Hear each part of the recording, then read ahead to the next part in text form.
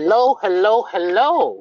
Welcome to the Four Post Massacre Podcast, where for once, it's not the one of these two hosting, it's me hosting, because I won this year. So, hello. This is producer Josh, and you have the two lovely stooges over here, Adam and Zahaya. What the fuck? She had a good name this week. Stooges. What is your nickname? What is your nickname, Adam? It's your boy, Kalisto. Excuse me?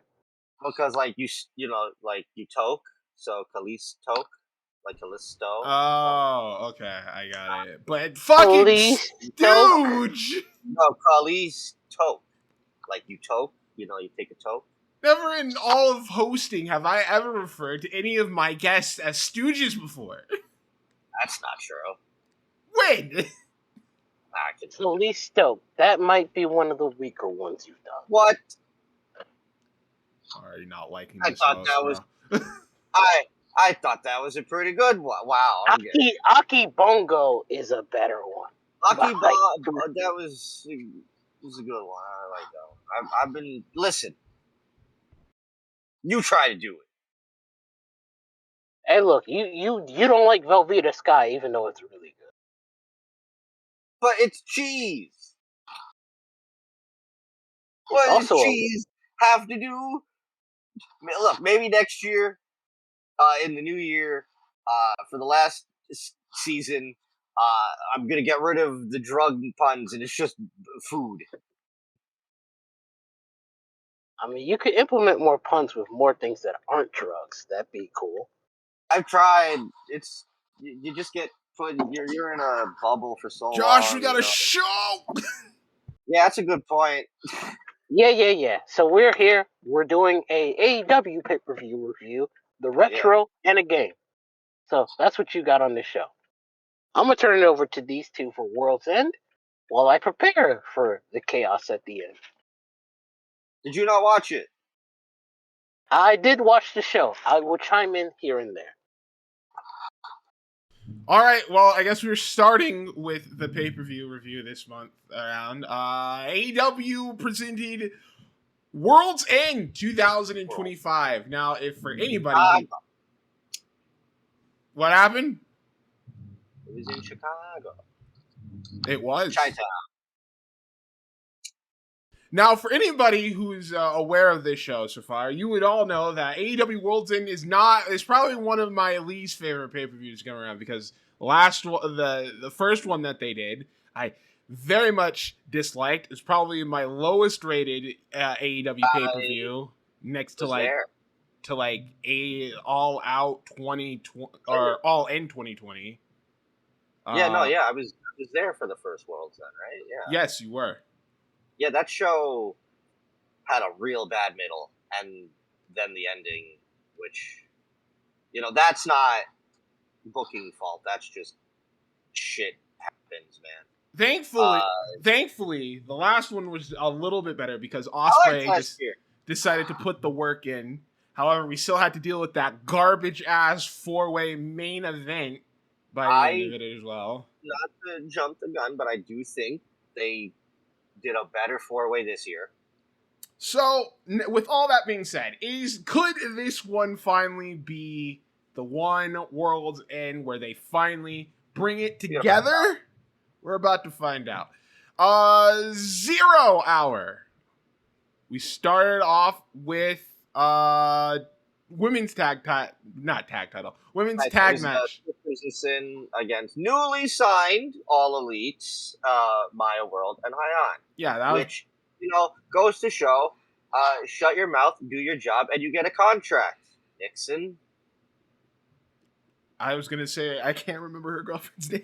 Miranda Alizé. Alizé.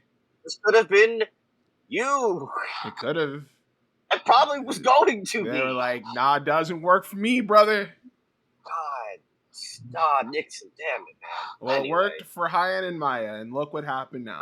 I will say, I don't think the match was all that great. It was not. The crowd obviously didn't really know Hyan or Maya that well. but then Sky's a fucking Chicago girl, so they like her. Obviously, they're cheering for her. I did too. But that was the extent of that. She ended up, both her and Julia ended up getting the win with that assisted side slam that they do. I don't know if it has a name or whatever, but okay, so we haven't. Since we don't do the weekly shows anymore, we wait until the pay-per-views, and I don't think we've had a chance to talk about it. But our girl, what happened? Are we referring to Julia? Just nothing. What happened to really give this year? Just like compared to some people had her as like one of the worst for women this year, and I'm like, I get it. She's had some real bad moonsaults. She looked a little out of place in this match. It's why when we were doing the awards, I was like, I want to give like credit to Sky, because like I feel like Sky ended up being the better one of this tag team in the end. Well, the thing is, like, Sky is obviously, she's progressed. Then you have Tekla, who is also in the group, who is like, it's just heads and like way the mountain of charisma. Julia just feels like she's very stagnant at the moment, and there's not really much of a direction. I have a feeling that they're still gonna win the tag titles at some point, but she's gotta like figure something out. Something in her character has to change, because she just feels very stale at the moment. I was like, wow, what happened, Julia? And Maya and Hyan were fine. They're still trying to figure out, I guess, the tag team aspect, because they were trying to do a lot of like tag team moves in this match, and not all of them look great. But they're figuring it out. Look, we're building a women's tag division, so that's cool. But look, if I had it my way, next year, Sisters of Sin and Tekla belt it up. I'm talking Tekla should be the one to beat Statlander. I'd have Statlander drop the belt to Revolution to Tekla, and then whoever wins the Owen beats Tekla at All In for the belt. I'm strapping the Rocket to Tekla. Well, I guess we'll have to wait to see what Tony Khan does in that meantime. But after that, we got a singles match between Eddie Kingston and Zach Gibson. I went to go get food, so I didn't see this match. But I did see... Oh, what the... Okay, so... Someone made a certain comeback.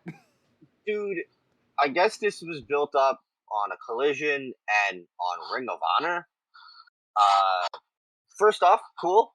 Grizzled Young Vets on TV. Finally. We remember they exist. And then Eddie wins. James Drake gets in. They start beating down on Eddie, and I'm like, all right, well, someone's coming out, but like, I couldn't, in a million years, would have never came up with who ended up showing up, because I thought he was gone. But all of a sudden, music hits. I'm like, I don't recognize this shit. I thought like Suzuki was going to show up or something. No, it's Ortiz. It's Ortiz. And Excalibur goes, oh, it's Ortiz. He's been hurt for quite a minute. For 2 years, this man hasn't been seen on TV. That is the thing with Tony Khan, is like, he just kind of expects you to remember. I'm like, nope.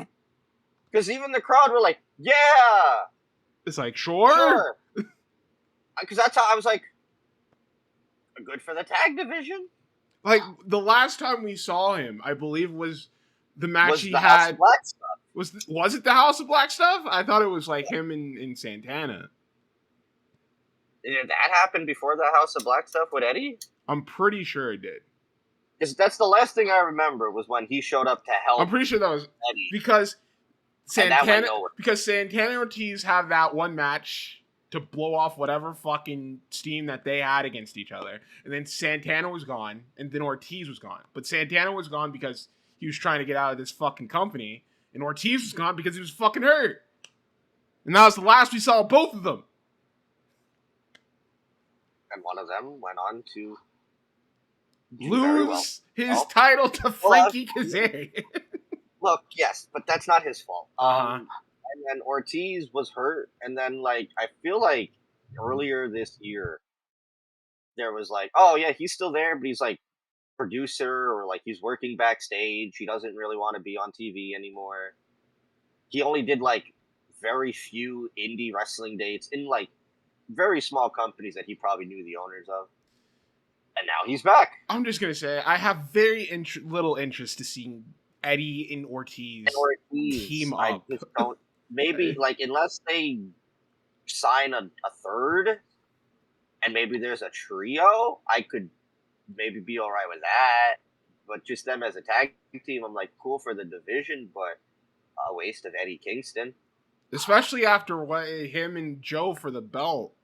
Like, he had so much momentum, and if it's just like for him and Ortiz to just team up together, like I get he's his friend and all, but like it seems like a waste. Not for me. Then we had a test. So where you stopped watching that singles match, I said I'm not watching Rocky Romero. You missed a fucking really good match then. To interject real briefly, I know Darby and Gabe Kid had a match, but I'm like, where's Eddie versus Gabe? Where that would have made a lot more sense, and I would have thought that would have been Eddie's first target. Well, dude who he last fought. Like, I kind of get it, because the whole thing was like a New Japan thing. It wasn't really an AEW thing, so it's like, if you did go with that story, I don't think really many people would get it, but like... Yeah, but it's also Tony Khan. He books shit for himself. I get that. And it's like, he also books for people who he likes. And he likes Ortiz. And Eddie likes Ortiz. And they want to help Ortiz. So guess what? He Ortiz is with Eddie now. So, Bandito and Dorada fought Mark Davis and Rocky. I'm good.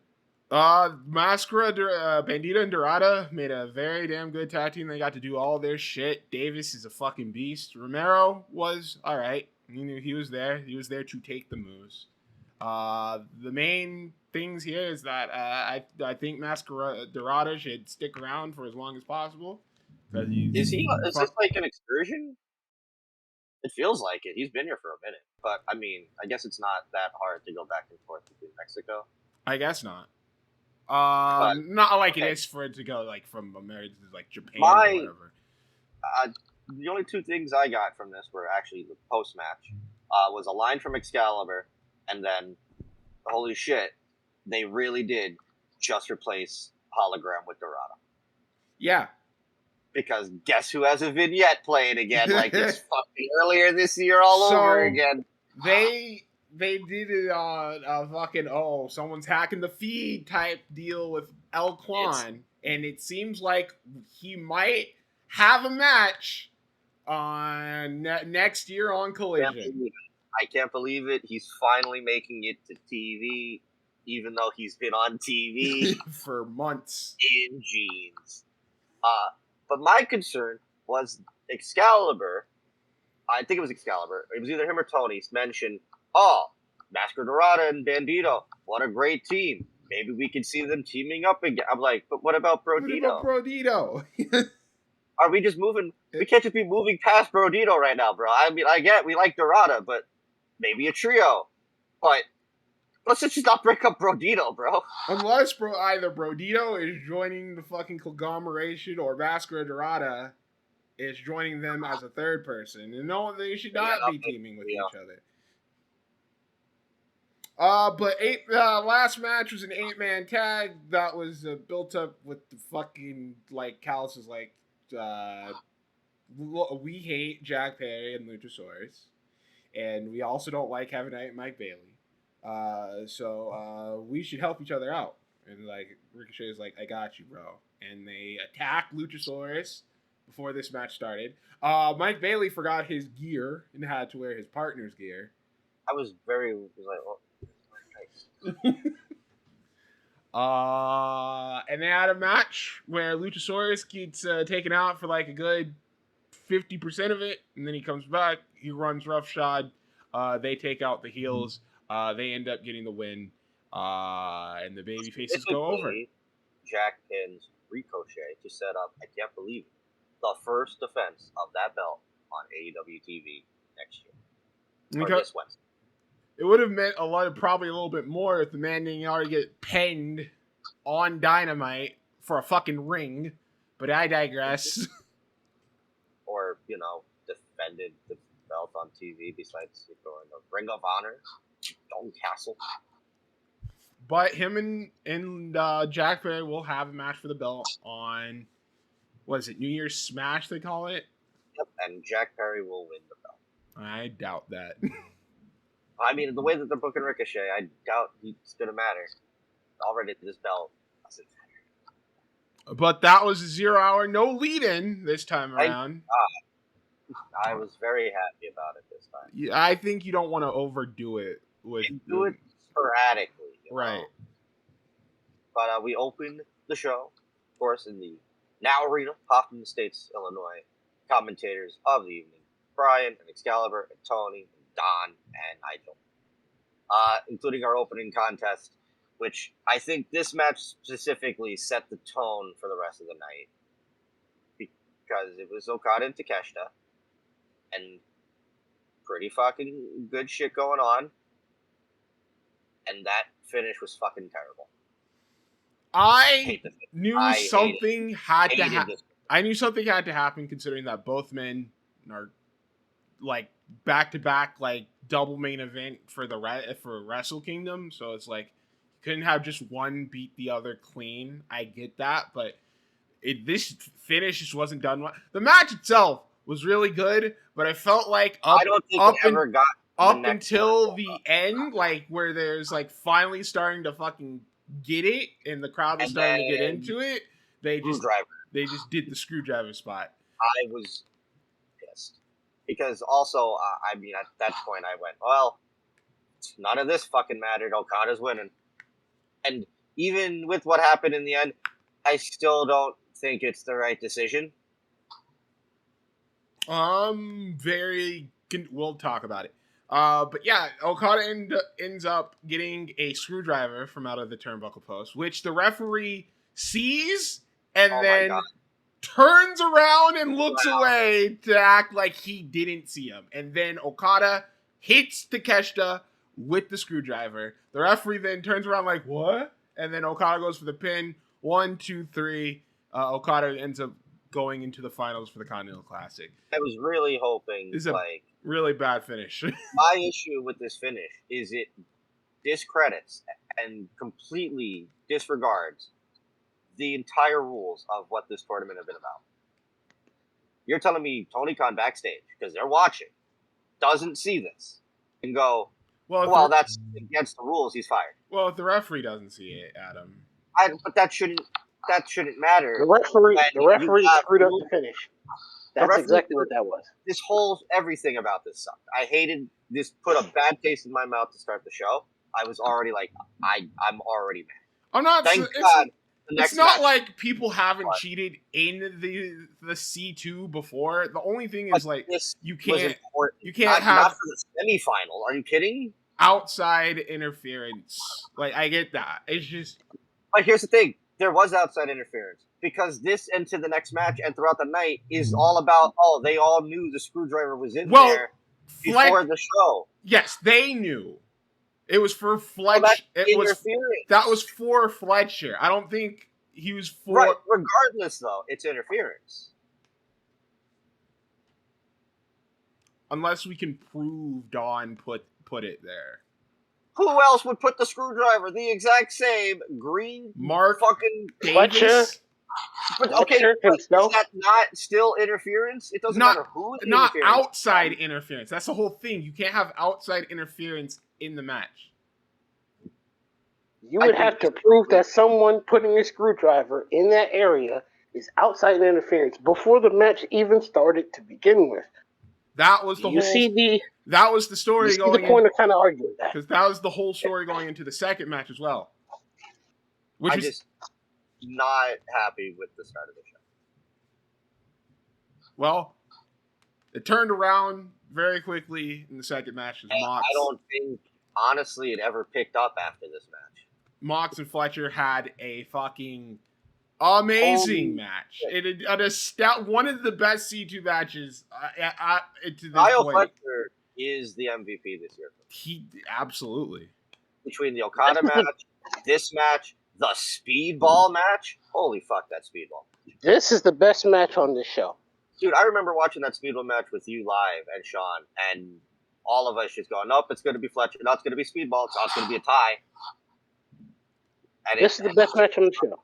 This is the best match on the show by a mile. Moxley made Fletcher a star, and it's another reason why I have so many opinions on why they did things, because, okay, Moxley wins. And it was during this match when it all fucking clicked to me. Oh, this tournament has never been about Takeshita and Okada. It's about Jon Moxley becoming babyface again. It became clear that's what it was after, probably week 3. Mox's story seemed to be playing somewhat of an important role. It's just people didn't figure out what it is because he was cutting these weird ass almost pseudo baby face promos after also every one of his, knowing what could happen with his group. It was almost like he knew something bad was coming, and I was like, all right, I fuck with that storyline. So the idea would be he loses and they fuck him up. Yeah, you think? But then he wins. And I'm thinking, all right, so they just sacrificed Takeshita and Fletcher for the Moxley storyline because Okada's just going to beat him and then that's game. I think. Surprise, that's not the case. And I still don't know if I agree with who wins in the end of all this. Because it should have been Fletcher or Takeshita. We'll get to that but just for this match alone. Why did you take the belt off of Fletcher if he wasn't going to win it? Well, here's the thing with it now. Because, after this, going into 2026, there's no there's no in-between with Fletcher anymore. You either gotta give him the world title or he wins C2 next year. We can't just bullshit. I don't know if you wait another year I don't see the Owen comes down to if Will's back. Because that's what I said. Ospreay is absolutely going to be back by the time the Owen starts. If Ospreay wasn't back and he couldn't do the Owen, I said it should be Fletcher. Because you have a huge main eventer right now. Moxley, dude, this match was on the same level as the one that he had with Hangman of this dude is your guy now. Yes. Don't fuck this one up. And I'm starting to think you have nothing planned for him now. He doesn't have a belt. Was he going to go after Mark Briscoe? I don't want that again. Well, it's... And he can't go after the world title because guess who's the champion right now? You don't have to wait. Okay. You don't really know. I think you have reason to be worried, but you don't know right now. I have a whole different... But again, we'll have to wait until we get to the finals to talk about that. But it was a great match. It also led to some unfortunate fucking... discourse after fucking Jon Moxley gave him a sleeper suplex from the top rope where Fletcher landed on the top of his head, and then Regal. A lot of people. Regal, Piper, Ivar, a lot of holy fucking shit. Meltzer, Alvarez, a lot of people went, we should probably stop doing this. Oh my God. And Alvarez said it pretty the most honest way you're gonna it's gonna be done. He's young. They're going to tell him no, and he's going to keep doing it. Yeah. Kenny Omega had the best response to all of this anyway. But he also made a point. Look at somebody like Ospreay, who also was like this, and who does Fletcher love? Ospreay. And, look what happened to Ospreay. Yeah, Ospreay did change his style. He still had to go into neck surgery. But here's the thing. He's going to do it to you. Do you think when Ospreay comes back that he's going to change any of that? I'd hope so. But be realistic. But that's the problem. Knowing Ospreay. And that's why I forget who it was that told Will or mentioned that if he keeps this up, he'll be like Dynamite Kid. Here's the thing. Remember that whole thing? And then they played the clip out of our New Japan show. And I'm like, dude, that spot. I remember. I was watching that with my friend, and that was... Look, rough. That was rough as fuck. And that's not the only thing that happened tonight. I agree, and I cringed as much as everybody else when I saw that spot. That was fucking kept showing it. But that's the whole thing with pro wrestling. Shit just happens. I can't explain it more than that because, like, it's a contact sport. Like, you go into this shit knowing the risk that could or could not happen. But then don't do the spot. That's but, a lot but like easier he said, but like he just said, it's gonna happen. So we're having the argument for nothing. Yeah. Like, at the end of the day, they're just gonna do what they do. Again, Kenny's take on it was the best one. People... He understood where Regal was coming from. Somebody made the point where it's like, Mizawa died in 2009. And then right after that led us into, like, the whole Davey and Eddie fucking era of Ring of Honor in 2010, where they're just fucking doing whatever the fuck to each other at the time. Like, you can only do so much for these guys. You can only give them a warning so many times before it's just like, it's fallen on deaf ears. It is on the wrestlers themselves to make the change that you want them to make. If they don't want to make the change, don't yell. You're right. You're wasting energy. You don't want to see these people fucking, crippled. But It's a physical sport. At the end of the day, you know what you're getting into. Speaking of physical, AEW World Tag Team titles on the line in a Chicago street fight as FTR defending against the Bang Bang Gang. Cage Match says this went 1658. I think Cage Match is a fucking liar. No, that is the right time. I would have probably shaved off 5-6 minutes, 10 minutes, just had all the hardcore shit and gone this home. Felt so long. Why did it feel... Well, because they decided to, like, wrestle for, like, the first half, and then Juice gets busted, and that's the whole match changes, because then all the weapons... But even then, when he starts bleeding the crowd... all right, I gotta go into this. Well, they're also coming Chicago wasn't great tonight. No, but that's the whole thing. They haven't been great in a long time. Especially. I don't give a fuck, because my friend had to explain it, and I was like, cool, that's fine and all. Not during the wrestling show. Whatever the fuck football bullshit, where they just kept chanting "Green Bay sucks." I didn't notice that. Like from the women's match throughout the rest of the show, I guess Green Bay beat them in a football game. Josh would probably know more than I would on that. And let me fill in the blank. Yeah, because this is kind of a big deal for Chicago. Yeah, they are currently rivalry. They did win the NFC North, so I mean that's kind of an important thing to mention. It's a pretty big deal for that city, considering that team might move to Indianapolis. My issue was this one little like group of dudes in the front row would always just start turning around. Green Bay sucks. I guess they were watching the game or they were getting updates, and then the crowd start going, Green Bay sucks. And I'm like, fucking Christ, guys. You understand. Because guess what happened? I'm listening to Brian and Vinny, and they were going over the show, and guess what they bring up during the women's match? Oh, they're chanting Green Bay sucks, and it changed their perspective. It was like, well, it's probably because the match had no heat. When I think the women had one of the best matches of the fucking show. But you hear the crowd not giving a shit, and then people don't give a shit. So fuck you, Chicago. I don't care about your football rivalry. It's a wrestling show. I haven't cared for Chicago as a wrestling crowd for a good long while. This continues to prove that we should do lesser shows in this fucking town. Like, I get it. They sell over in Chicago. But if you're not going there to fucking watch the show, why even fucking go? Hey, look, my finger's more pointed at TK. The timing of you going over there is kind of... Nah. Anyway, that was only one of my problems. The other problem is fucking FTR beat fucking Austin and Juice's ass for like 80% of this match. Oh, yeah, they give him nothing.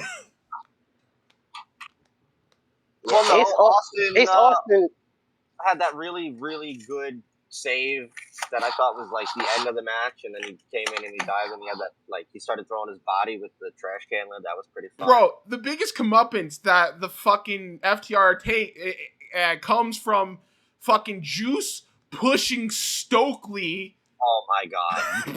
Past the table. Dude, Stokely slides hits the back of his head and on then the table falls off. Dude, every time I go back and I watch that, the clip gets funnier. Prayers for Stokely. Hopefully, dude, I saw somebody be like, Stokely was the table. But then the finish of the match, they just fucking hit Juice with the fucking the spike. I don't know. Well, no, it was the fucking. They hit the shatter machine, and then Austin comes in, breaks it up. They give him a fucking spike pile driver, and then they give Juice a fucking spike pile driver on the belt, and then it's 1, 2, 3. They just fucking beat them clean as a sheet. No, like, hell yeah, because that's how you fucking do it, baby. FTR are the best tag team, and they should just dominate every tag team below them until one of them is ready to fight them. That being, Edge and Christian. This is so. You know where this is going. I'm not gonna bother. Look, I was just happy to see the tag titles. At least meaning something. They're on the pay-per-view. It's a feud that actually has had a few weeks of build. It's nice to see the tag division mean something. You could have given Juice and Austin just a little bit more. Just a little bit. All right, cool. Gotcha. Baby. That's how you do it. That's why they're tag team of the year. Better tag team title match. Blades of I Wrath. disagree. And Athena and Mercedes. I think both of these were kind of just fine. Look, at least the fucking baby faces got to do something here in this match. There were a lot of moments in this match where I thought shit's about to fall apart.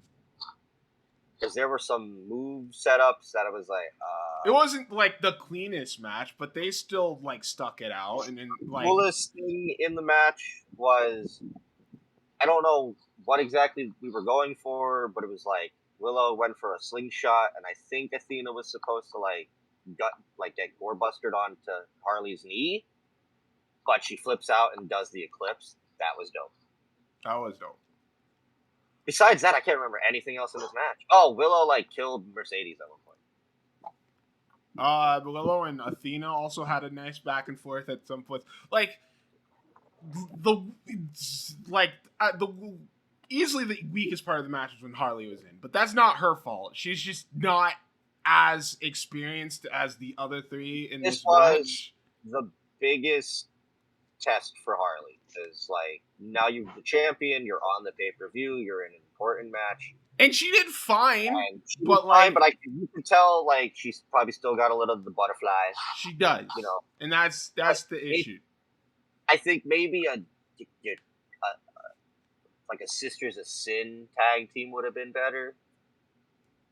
Something that's on the same level for Harley to go in there, so she's gonna look strong, but she looked a little weak when you're in there with Mercedes and Athena. But then turns out this match wasn't even about the women's tag titles; it's about Athena and Mercedes. Well, specifically Mercedes in the end, because she ends up getting rolled up by Willow Willow made both of them hit each other. And then afterwards, Mercedes has another breakdown, and Athena just starts fucking berating her while they're on the apron. Oh, Athena's winning the belt. After that, though, there was a backstage segment where they caught up with Mercedes. She started wrecking her room, and then she comes out and pretty much challenges Willow to a match at New Year's Smash for the TBS Championship. Fucking ass. I was like, whoa!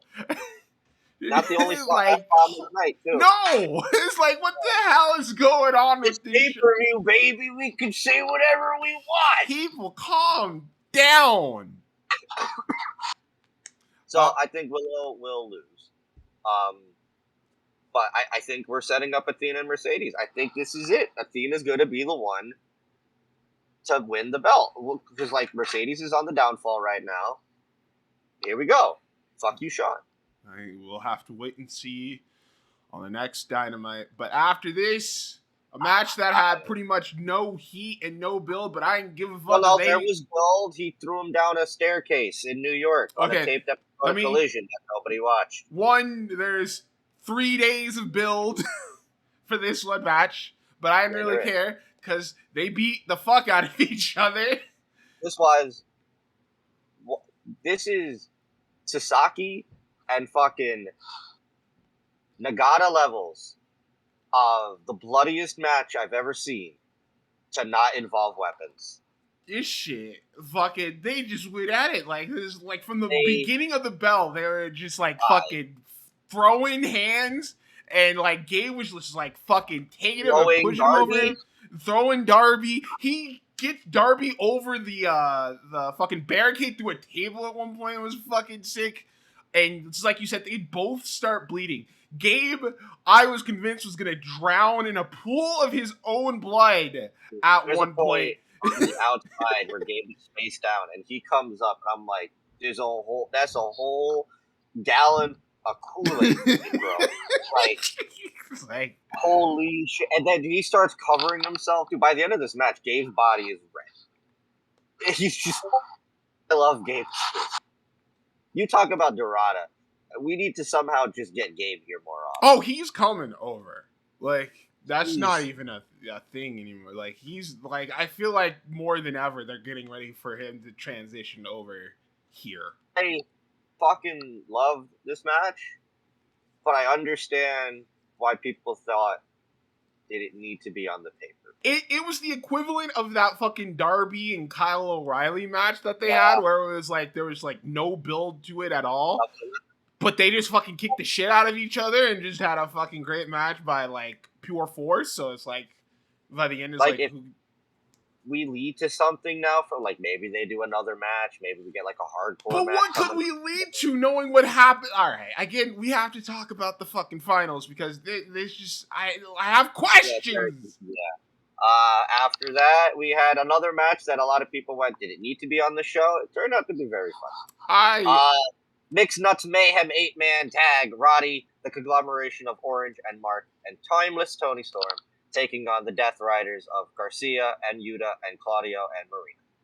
This, I will agree that, I will say that this did have a spot on this show, mainly because if what was always going to happen with Darby and Kid was always going to happen, this needed to be like the fucking, like cool down. Like it's a fun little party match that they have. It is a very fun party match. I don't. There's a lot of really good spots. It's like Roddy and Marina finally face off, and Marina just fucking kicks him in the gut. And fucking Roger just chops her in the back. Like, I was like, hell damn. Yeah. Orange and Tony are two people that I did not know would have as good as chemistry as they did in this match. Be more. Dude, they start doing the dancing and they're kicking people while they're dancing. Claudio gives Tony a big swing. That was awesome. I thought this match was fun as hell. It was very fun. The crowd fucking hate Yuta. They hated Yuta. Garcia took a fucking Storm Zero at one point. I think also Yuta took the hip attack as well. He did, yeah. It was just a lot of good shit. Tony looked incredible. He did. In the other department. Thank you. We didn't understand the first time.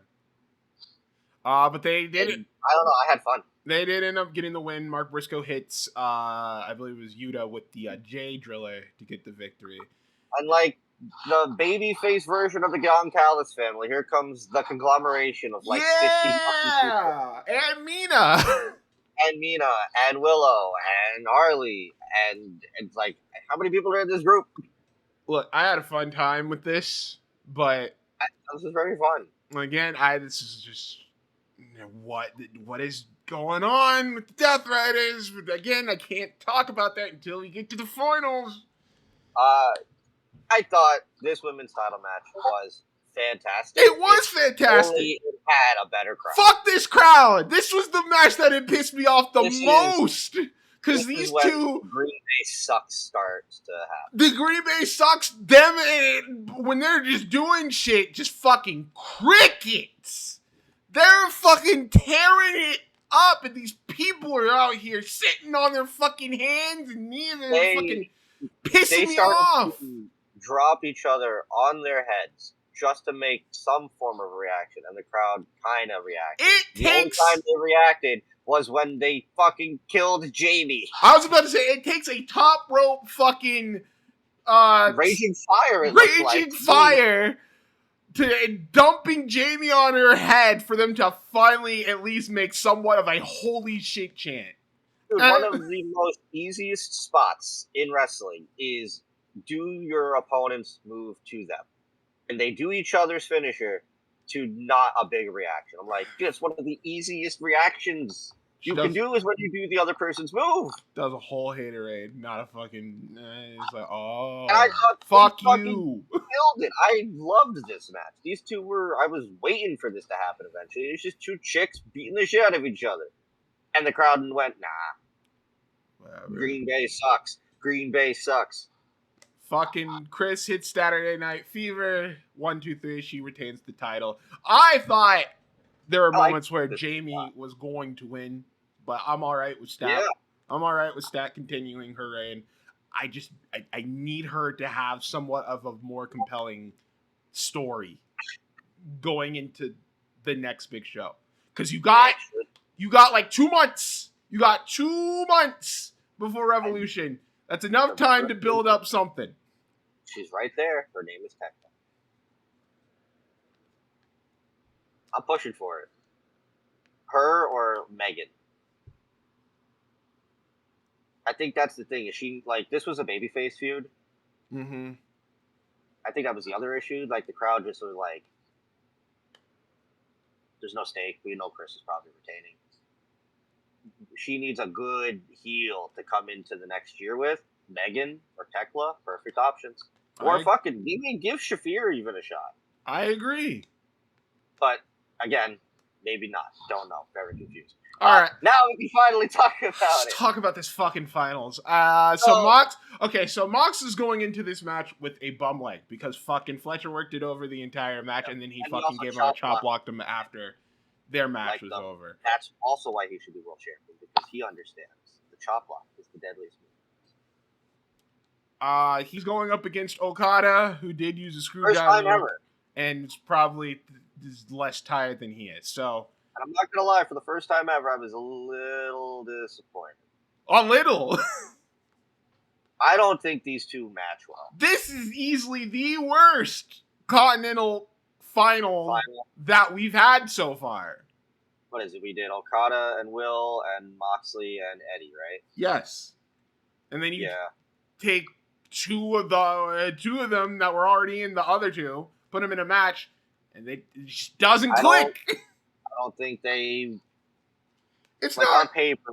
You see Moxley and Okada, you're like, all right, cool. It's not a bad match, but like, my goodness, it's like I get it. Mox is hurt. You're supposed to sell the knee, but also the story isn't the match. It's Moxley. It's the crowd. The crowd does get behind Moxley. I think that would be the biggest part of this match, is that the crowd is firmly behind Moxley coming out of the Fletcher match and into this match with Okada. They desperately want to see him win the match against Okada. I did too, just because I needed a new champion, but I was also not happy with the outcome. But it's the ending also sudden as hell. It is, because one Death Rider, game over. Bye. Well, that's the thing. He first hits the fucking he hits one like fat snap Death Rider, and that only gets the. And then he gets him up, hits him with another one, and then hits him with the paradigm shift, and that's it. 1, 2, 3, game over. Moxley wins.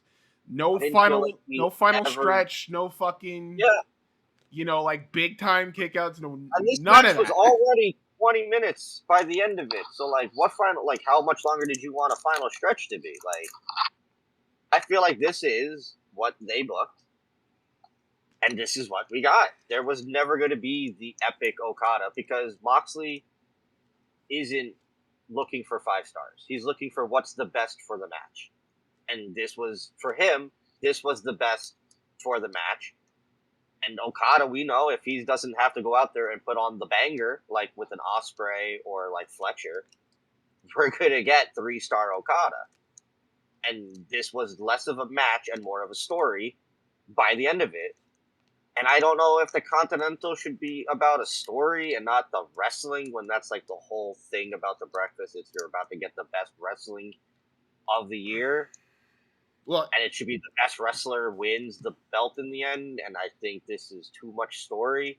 And it's not Death Rider's bad, but I'm like, last time Moxley got his hands into stuff like this, it ended up being really bad. But okay, you can finally give your... Go ahead. So now I can finally talk about this. So he wins the Continental title. Death Riders come out, big hug from Gig Kid. They're all clapping it up, whatever.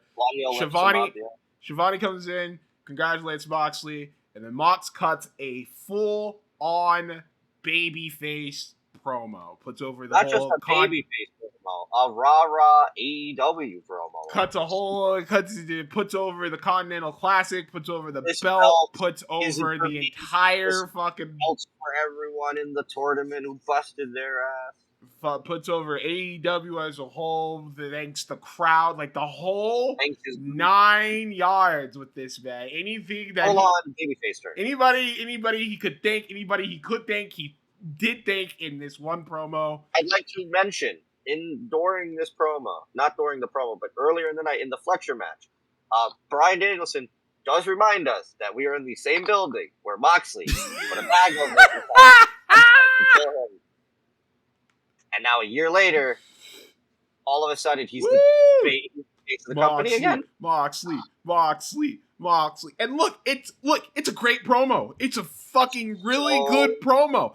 It's a very good babyface promo. But now I have to ask the question, what the fuck are the Death Riders? Because throughout the night, you had fucking Darby taking on Gabe.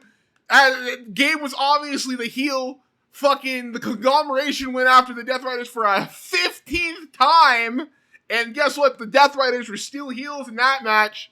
But now Mox wins the Continental. And we're baby faces? Huh? I'm sorry. And where's Pac? Yeah, where was Pac? I think maybe we're going to get the heel turn.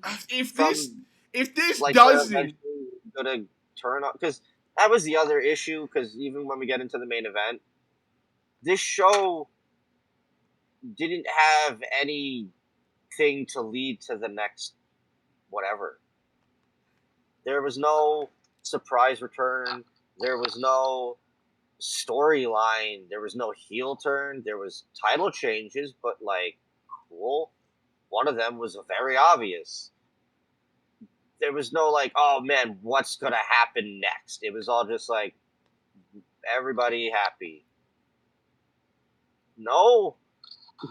And are they babyface? He's a babyface, obviously. But are the rest of them now just because I don't know. There was points where they would if you looked in the background, Claudio had a face of what's happening here? So maybe on Dynamite we're gonna put, hey, Revolution's 2 months away, so this is about to be a long build. All right. But hey, at least we have a new champion. The question is, what the fuck, Takeshita? Okay, so here's the thing. Okada doesn't have the Continental title. Cool. I think he still does have the International Championship. Right. Takeshi's won that already. And guess what? He's winning it again. Sure. In 6 months. It's probably going to do it at Revolution. Yeah, you hope. It can't go on for much longer. It can't. It can't. It cannot. I don't remember how Tony Khan books. You're right. Whatever. Look, I'm hopeful that it's at least going to be at Revolution where they... Josh, do you have any thoughts on the Continental, the Moxley face turn, any of this? Ain't much. Hold on. I believe in him. Is he outside? I don't know where he is. We outside? Oh, no, I'm in the bin for right now. So, not much feeling outside of. I'm confused at exactly what's going on with this Continental Classic. I mean, I appreciate that it was unpredictable. That's for true. in an aspect, because you would think Takeshita or someone like Fletcher would be in there. I appreciate that they didn't go obvious, but it leaves me with more questions than it actually does answers. But something's got to give with the Death Rider thing at some point. Something has to give. Main event, 4-way for the World Championship. I like it. Defends against Paige, Strickland, and him. It's not that this was bad. It's not bad. It's a good match. It's a very good 4-way match, even compared to the disaster that was the 4-way last year. The best world title 4-way they've done, including the Pillar 4-way that was also a disaster. No. This was because the one that they did in like 2021. Yeah, the one that had that awful promo where all of them except for Max was okay. Yeah, the promos at least their story were great, but that match was better than this one. I liked this match a lot. This match this match is good. Hangman had points where they went at it. Joe was a fucking monster. But there was like Swerve was the Green Lantern. But I don't know, man. There was never a point where I felt like anyone other than Max was winning this match. I think that was my biggest thing. Is that and I feel like the crowd felt that way. It looked good. Max should have won. He was the rightful person to win, especially if you're gonna have to build your next big baby face to win the title. Then yeah, absolutely should be winning the world title. I just felt like there was no much of heat because that promo that they did on Collision didn't really help all that much either. They choked them out with the chain. Yes. And Swerve called him Diddy. And then fucking Joe did a fucking promo on the fucking rampway, and it's like this whole thing. I don't want to hear anyone in this entire 4-way talking about anyone being horrible. Swerve literally stared over a man's kid. Hangman burnt a house down. Joe's been mentally torturing people. And MJF has done a whole lot of bad stuff. No one is exactly a normal good guy in this situation. But Josh, he's fucking MJF. He's got toxic masculinity, unlike the other three. Can we talk about MJF wins? AEW is the worst again. MJF fucking ruins wrestling. This is terrible. You guys just don't know what good wrestling is, clearly. You mean wrestling fans? Yeah. You mean wrestling fans being the most baffling bunch imaginable?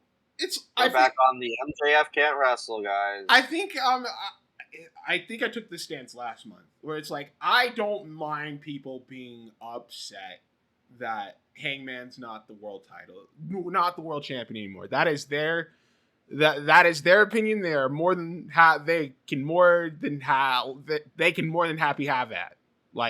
That's on them. My problem is that they take it to such an extreme and such a personal insult to them that they feel like Paige himself is getting personally screwed over by the company, which I'm like, please fucking get a grip. I beg of you. Yeah, but that's touch their grass. What is it? Touch grass. The Pookie. Touch grass. Literally touch grass. It's just so weird. It's so weird to take it so personally that he's not holding the title and that it's a vendetta against him specifically. This company was originally going to give this title to Darby Allin. Hangman wasn't even the original plan. No, he wasn't. Be happy he got the belt in the first place because he wasn't supposed to. Tony wanted to give it to Darby, but Darby wanted to climb a mountain.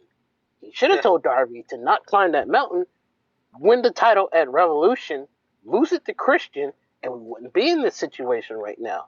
But And because Darby climbed that mountain, here we are. Take what you get.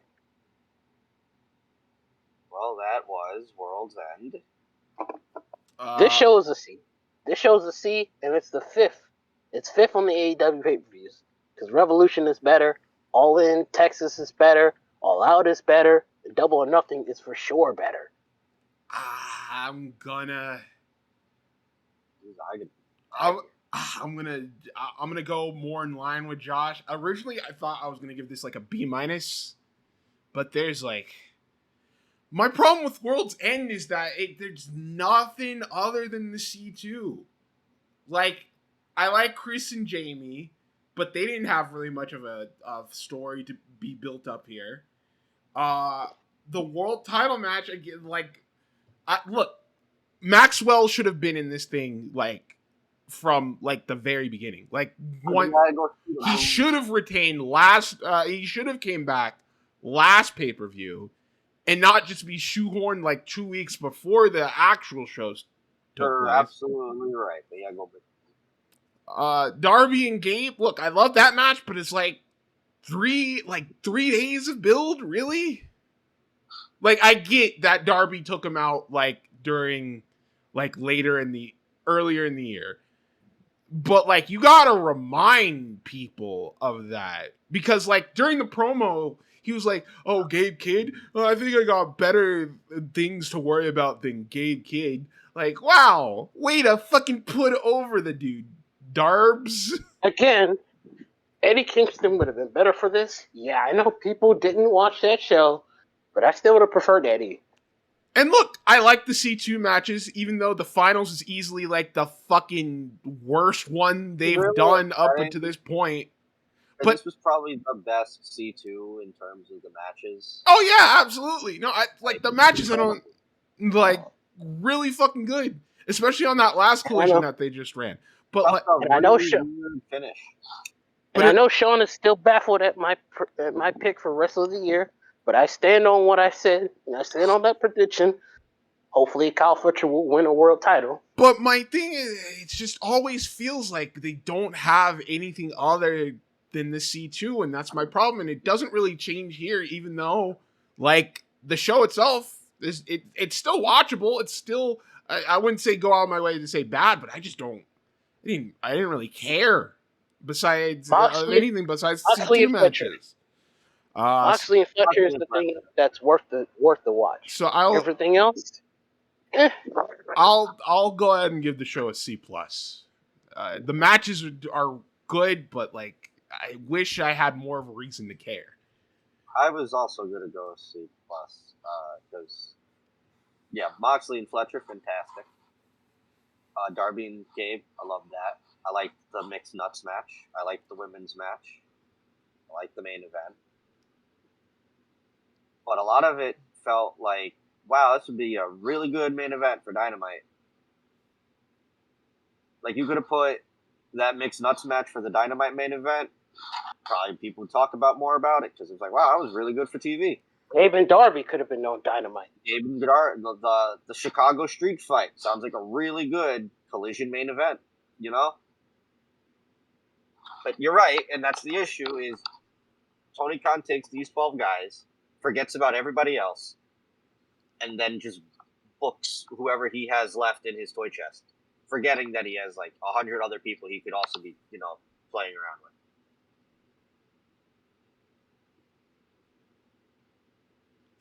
Well, that was World's End. The next time we talk about an AEW pay-per-view will be Revolution in March. So, you got a while before you'll hear us talk about that.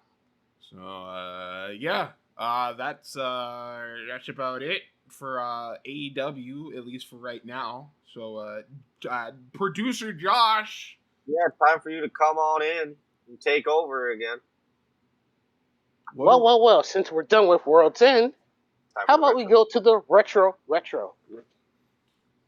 He did your thing. He did my thing!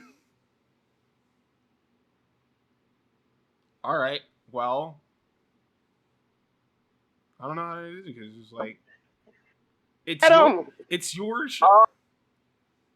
What's the movies looking like in December 2024? Oh, we're getting We're going right right into it. into We're it. going right 14. into it. Oh, okay, we're going right into the culture corner right here.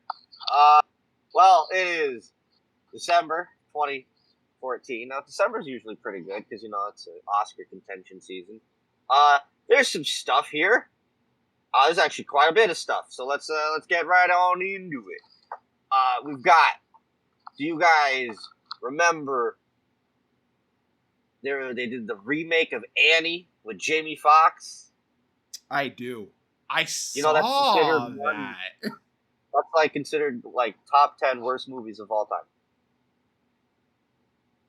I never saw it, but I hear it's very bad. I don't remember it all that much.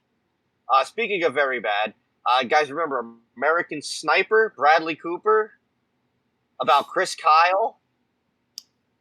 I know the name. I've never watched the movie. Big Trump supporter. Who? Movie also has a fake baby. Not Bradley Cooper, the guy that the movie was based on. Oh, that's not fucking shocking. Josh, you know about you've heard about this one, right? American Sniper. Oh, you're talking to Josh. You think I care about a movie about a dude who snipes people? All right, well there we go. We got Big Eyes. Is a Tim Burton movie. It's a very good movie. Based on a true story. It's not one of his weird ones. We have The Hobbit, The Battle of the Five Armies. Christ, have you ever watched any of those?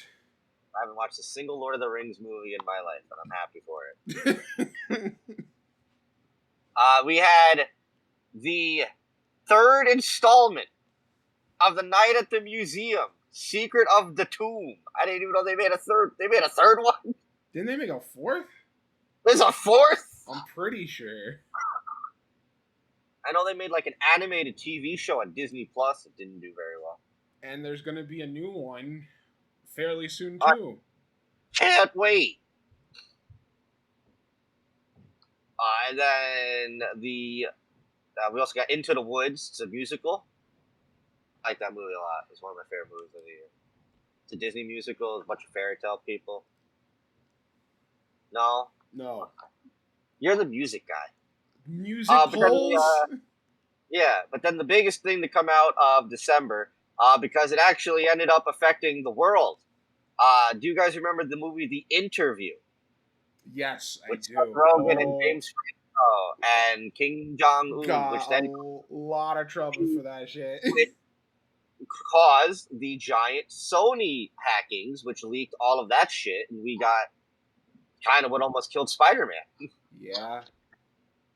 See, I remember watching The Interview, and I'm That like, movie is not that bad.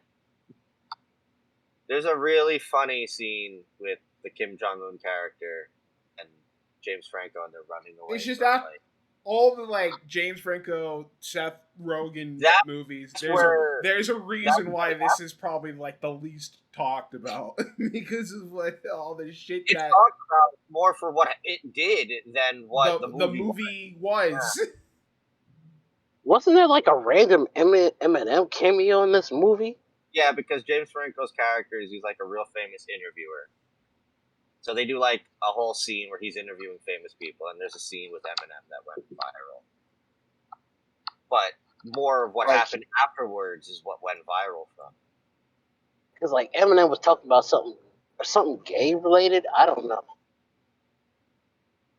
But just the craziest fucking situation coming out of this. People thought there was going to be a world war because of it. Because they ended up seeing it. Kim Jong-un and his people. Oh, man. Go look it up. It is crazy. There's going to be a movie about it one day. I 100% believe that's going to happen. But that's it for the movies. Well. Since the movies are done, let's get to the TV and video games. You're lucky and dear God help me, because it's Christmas time, so there's a lot of bull crap flying in my face. There's not going to be much for TV, because it's usually the end of seasons. You sure about that? In December? Toy Time, the Toy Story, that time forgot. Oh, that's one of the... Yeah, they were doing like little, like mini movies during the holiday season. I have all of them. Peter Pan Live on NBC.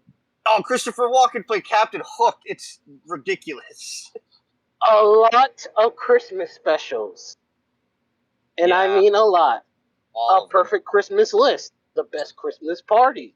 Christmas at Cartwright's. A Christmas Kiss. These are all Hallmark movies. Lifetime. These all have to be Lifetime. Backstage with Disney on Broadway celebrating 20 years. I'm good. Back to Christmas. Back to Christmas, Back to the Future. Marty, your kids, they love Christmas. Ascension on Sci-Fi. And a twisted way to conclude the Christmas season on December, Confessions of the Boston Strangler. Oh my god. Uh-huh. I have so many questions on why that's the last thing in December. I really do. Okay, guys, we're gonna take him out with a bang. We're gonna love Boston Strangler. All right, but what about the video? Now, video games probably a lot. Holiday season. I'm still stuck on the bus. I'm still stuck on the Boston Strangler. You might want to give me a second. Well, I guess it's a higher time to look up his music. I don't need time. All right, I hope you're ready because there's a lot of things going on here. Fucking knew it. Game of Thrones, Episode 1, Iron from Ice. Oh no, we're still on TV. No, this is video games. Oh wait, what? There wasn't. Wait, how many episodes of the game were there? It just says Episode 1. I guarantee you. Looking at this now. Did not make another one. It was 6 episodes. Bullshit. Yeah, that was a very popular show. Yeah, too bad that ending sucked. Didn't watch it. Not for me. It is so crazy because like everybody would talk about that show every single fucking week. It was the most popular thing, and then the fucking finale tanked, and nobody talks about it. Ever. A game I actually played, Kingdom Hearts HD 2.5 remix. I bet you fucking did 2.5 remix. And I did not like Kingdom Hearts. Oh, I love Kingdom Hearts. Monopoly Plus. Just get the board game. Oh, Chivalry, Medieval Warfare. We're back to I Am Bread. Yeah. Because of course we are. Still have no idea. Tomb Raider 2. Dragon Quest 3.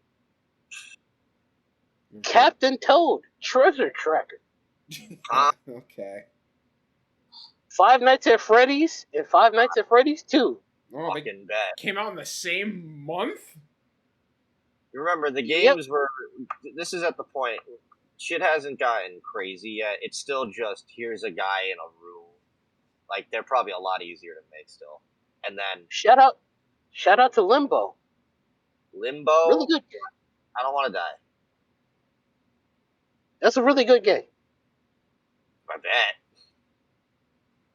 If you want to see death in all sorts of twisted ways, I mean, that's a pretty good game for you. Lara Croft in the Temple of Osiris. Another Tomb Raider? Yep. Phoenix Wright, Ace Attorney Trilogy. I bet. Never played. I played as him in the Marvel vs. Capcom game. Did not understand what the fuck was going on. Minecraft. Minecraft? Wait, just Minecraft? Yes. There's no way, because Minecraft's been out for well over 2014. Is that Minecraft for console? It just says WP. Might be Windows. I'm not sure. Minecraft. You have Candy Crush Saga, because of course you do. Boo. Wow. Ruined moms everywhere. It ruined social media. Well, old people ruin social media, but we're going to leave that alone. Loadout for the PS4. I've played that game a lot more than I probably should have. Grand Theft Auto Chinatown. Wars Mobile. Metal Gear Solid 5. The Telltale Games Collection. Geometry Dash. Field Runners. Duck Hunt. Yes, a re-release of Duck Hunt. Oh my god. Yes, Lord. a re-release of Mario Party Advance. The worst Mario Party game of all time. There's so many games. Shantae and the Pirate's Curse. I'm just saying words. And Super Mario World, Super Mario Advance 2, the re-release for the Wii U.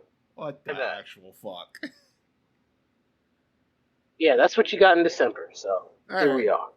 Sounds like a lot of bullshit. Well, hey, man, get what you get. Well, what did we get for music in 2014? Surprisingly enough, not a lot or any Christmas shit. Surprisingly. Thank God.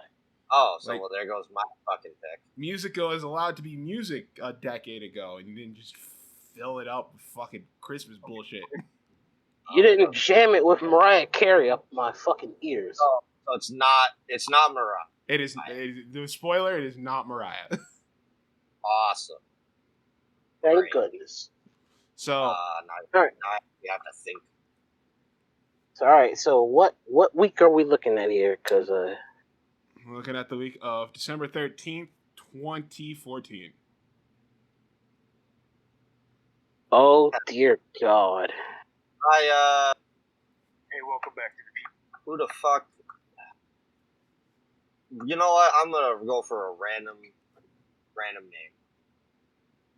I'll go Pitbull. Okay. That's not a bad choice. I had a whole fucking. It's gonna be Mariah. It's obviously all I want for Christmas. It's December. It's the perfect time of the year. Nah, fuck you. I'm stuck in between Pharrell and Taylor Swift. Pharrell? Oh, is it gonna be fucking happy?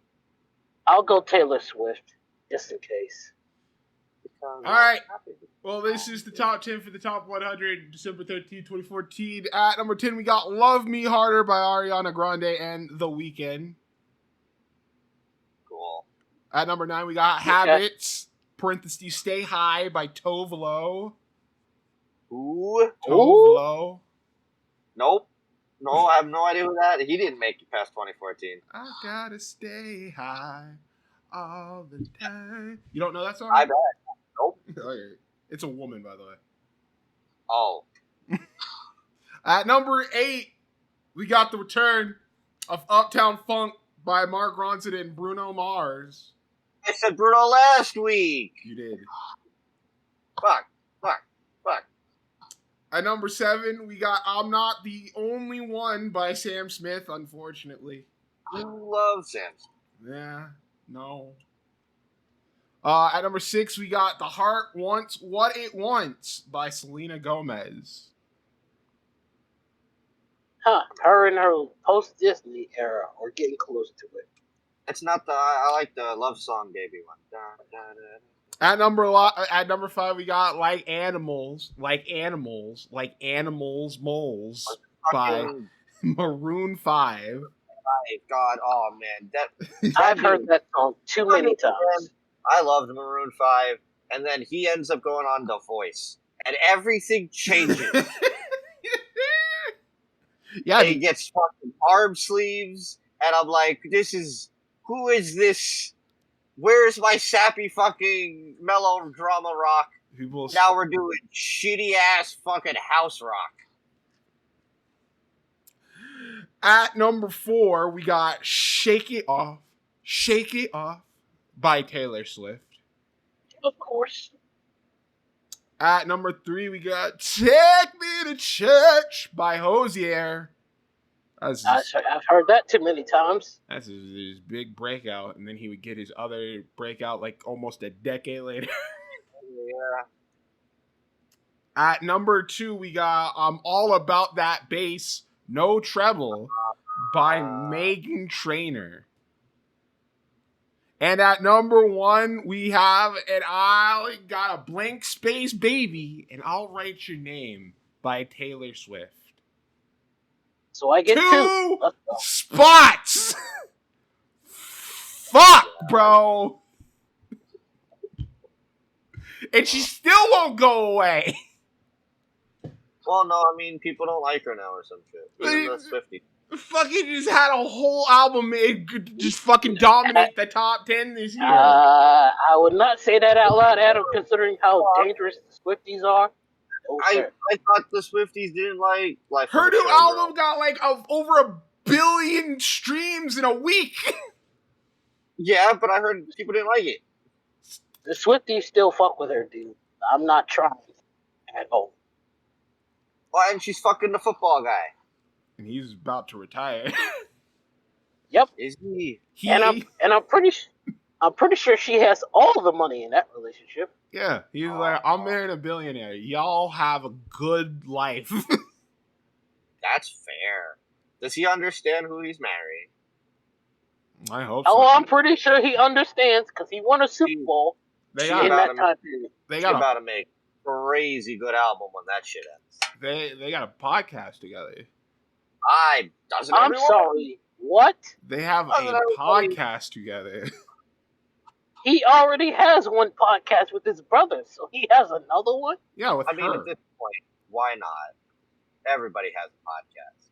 You know what? I'm staying away from the Kelsey podcast. Well, all of them. That was Culture Corner. That Josh. No, you don't do that. Oh, that's true. Fuck. Well, we went away from the pop culture corner, and now we're into the wrestling culture corner. Adam, do you happen to have a show for us? Yes, Josh. Yes. Do you have time for FSW Immortals Holiday 6? What in the hell?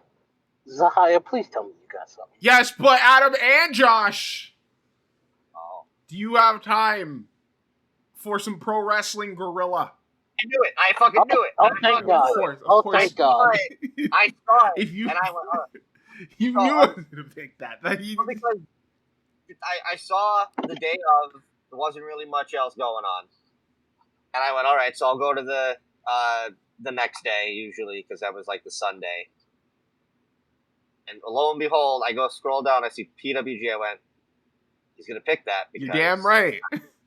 he's going to do that. So I went for something completely different. PWG presented Black Coal Sun and where else but Reseda, California at the American Legion Post. Don't know if I saw this show in full, but I definitely watched the highlight video that they would always do on their YouTube. And for some reason, like when it comes to PWG shows, this name tends to be remembered a lot. I absolutely watched the main event and the match preceding the main event as well on this show. But let's take a look at this card. We had a 6-man tag match with Rich Swann and the African American Wolves of ACH and AR Fox beating Bobby Fish, Chuck Taylor, and Johnny Gargano in 1541. Adam Cole beat Cedric Alexander in 12 minutes and 48 seconds. I wonder if that's the one where they did the fucking the thing before the match where they announced Cedric as ACH, and then it's like, whoops, I meant Cedric Alex, and then fucking Cole got racist chants. Fun times in PWG. Trevor Lee beat Chris Hero in 1354. For the PWG tag team titles, the world's cutest tag team of Candice LeRae and Joey Ryan beat The Addiction of Christopher Daniels and Frankie Kazarian in 1526. That was like my favorite tag team for a very long time. I know. Joey Ryan and Candice LeRae, bro. Hell yeah, they were dude, that match with the Young Bucks made me an indie wrestling fan. 4-way match, Brian Cage beat Biff Busick, Tommaso Ciampa, and Uhaa Nation, also known as Apollo Crews, in 11 minutes, 27 seconds. They're all doing great. Huh? They're all doing great. I mean, I'm sure Ciampa is. Is he? He's like on TV, is he not? Yeah, I guess, yeah. In a tag match, Chris Sabin and Matt Sydal beat the Young Bucks in 16 minutes and 45 seconds. Shelly couldn't make it. I guess not. Sydal? No, that's different. For the PWG World Championship, Kyle O'Reilly beat Ricochet to retain his title in 22 minutes and 20 seconds. But in a twist of turns, Roderick Strong cashes in his World Championship match that he won after winning fucking Battle of Los Angeles. And in doing so, beats Kyle O'Reilly in 22 minutes and 21 seconds in a guerrilla warfare match, become the new PWG World Champion. They had fucking Kyle work almost damn near an hour for that world title on this one show. This would be that was the one problem, is that PWG, again, took forever to watch their shit. But there were promos sometimes. And this run was like, maybe there is something in Roddy. Too bad I can only see it in intervals of 6 months. Because it wouldn't be until he gets to AEW where I'm like, holy shit, PWG Roddy is back. Well, before Adam gets even started, do you two have time for IWC? The International Wrestling Council? The International Wrestling Cartel. Oh, is this Carlos Colon's company? I'm not sure. But we are in Pennsylvania for IWC Winner Takes All 2014. I can't wait to hear who's on this fucking In thing. a 6-man tag team match, the team of Brian Bowers, Darvo, and Wardlow defeated the Sexy Talented Dudes. Mm-hmm. Yes, you heard me. Mm-hmm. Wardlow. Yeah. Oh, yeah. Chest Flexor, Corey Futuristic, and Lee Ryans. Those are names. Corey Futuristic is pretty hard. In a singles match, Zema Ion defeated Sammy Guevara. What?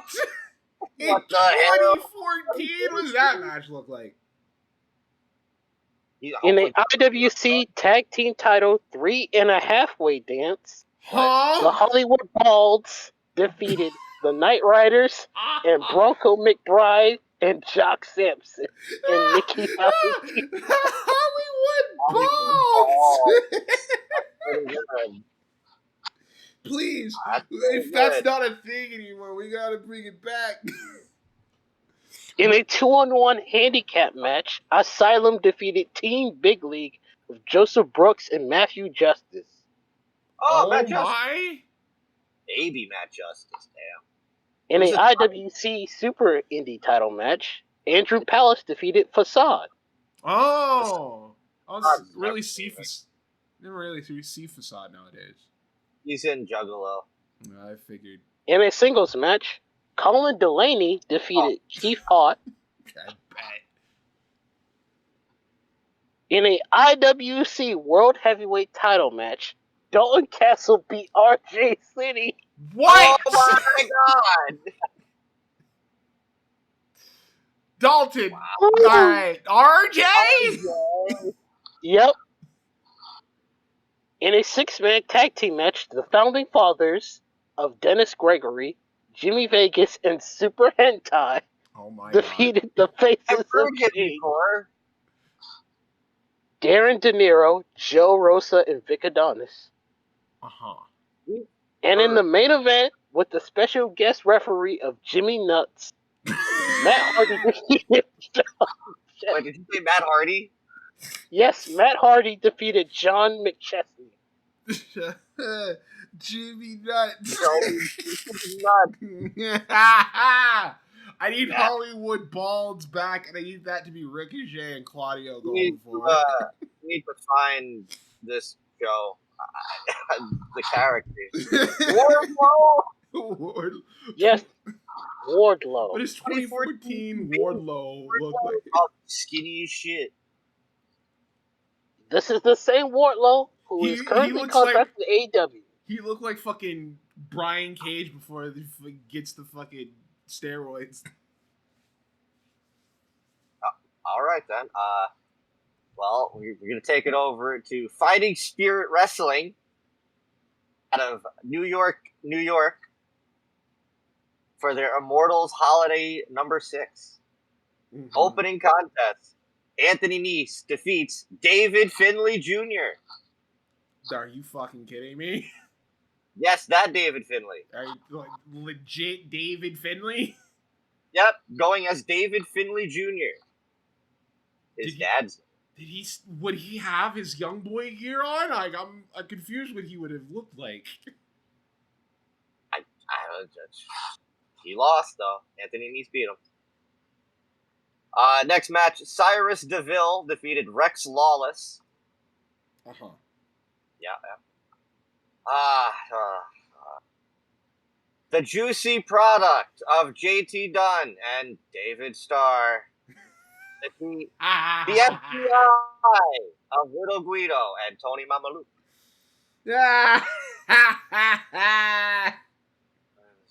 So anger still to this day. For the vacant Primero Championship in a 3-way, Magma defeated Benny Martinez and Blake Morris. Yup. Trying to see if these are anybody. These are no one. These are no one. In a 4-way women's match, Kimberly defeated La Rosa Negra, Sumi Sakai, and Sammy Pickles. Sammy? Any relation to fucking Tommy? I don't think so. Sammy Pickles and fucking shitty ass Sumi Sakai.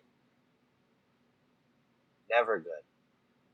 Ian Aldwin defeated Mike Verna. Yeah. In a FSW tag team title, tables, ladders, and chairs fatal 4-way. What? The opposition of EJ Navarro and question mark, I guess Cage Match doesn't know who it is, defeated the House of Pain of Hakim Ali and Nick Payne, who were the champions. Uh-huh. Omega Black, which is Suntan and Greg Jones. Mm-hmm. And Certified Sexy of Gino DeGod and Notorious X. Yeah. That's Colt Cabana. No, that's not the main event. Colt Cabana defeats Big Daddy Dre. Yeah. And in the main event for the heavyweight championship, in a last man standing match, champion Joe Attell defeats Talon. It must have been their big show. Yeah. Have a fatal 4-way TLC match and a last man standing match. It's kind of depressing that IWC is like second on my list of what show I would take on an island. But NXT is winning. I don't know, bro. That shit sounds fucking insane.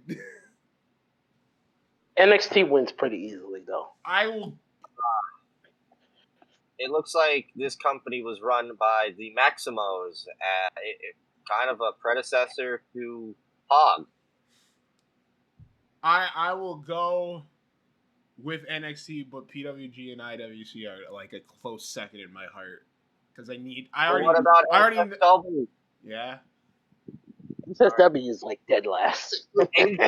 Dude, Ortiz was one of a former world champion for them. No kidding. Now he could win the ROH Tag Team Champions with Eddie. he has nothing on the Hollywood Balls. What about Juventud? He was a champion.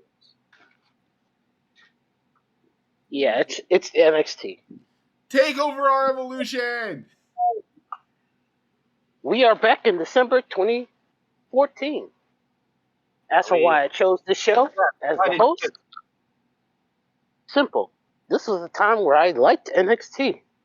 True. And I was getting into it. So, I hopped in around at the time of this show, and I was happy with what I saw. Will I be happy with it like 10 or so years later? We're about to find out. This is the period of time where I was watching The Fed, and I was like, there can't be anything worse in wrestling that I'm already watching right now at this moment. Because I was fucking dumbfounded. So this is the point where I found New Japan. I found PWG. I was watching Ring of Honor fucking regularly. Evolved. And then, of course, this is like the only bright spot for the Fed during the spot. It was the black and gold brand, that being NXT. So NXT Takeover Our Evolution live, of course, Winter Park, Florida, from the Full Sail University. Your commentary team: Alex Riley, Rich Brennan, and the debuting Corey Graves. Yeah, so I think this was the show where they pretty much announced his retirement from in-ring competition. I think they did that on the pre-show, and then they just announced that, I'll be doing commentary full-time going forward. There was a dark match. Bull Dempsey defeated Steve Cutler, also known as Steve Macklin. Wow. What differences in careers. In careers, right? Turned out to have. He's a former world champion. The other one is Bull Dempsey. Yep. Who they try to make seem like a big deal later on this show. We'll get to it when we get to it, but my God. My God. Opening video package going over. Kevin Owens is making his debut tonight. We got Finn Balor and Hideo Itami. They're going to be the best. And Charlotte's going to be the best. And Baron Corbin. They're all going to be the best. Everybody wants to be the best because it's their time to evolve. It's actually a different show. That's actually going to be here in about a decade. You start off the right way. The music hits. The crowd have no idea who he is yet. Then they see Kevin Owens. The crowd go crazy. Kevin Owens is here. Still one of the best themes going today. Very happy they've never gotten rid of it. Speaking of, who would have thought? His opponent, CJ Parker, better known now as Juice Robinson. Yeah. Who, again, this match is rewatching it now. Josh you'll have the same opinion here. I wasn't thinking about Kevin. I was just thinking about, holy shit, Juice made it.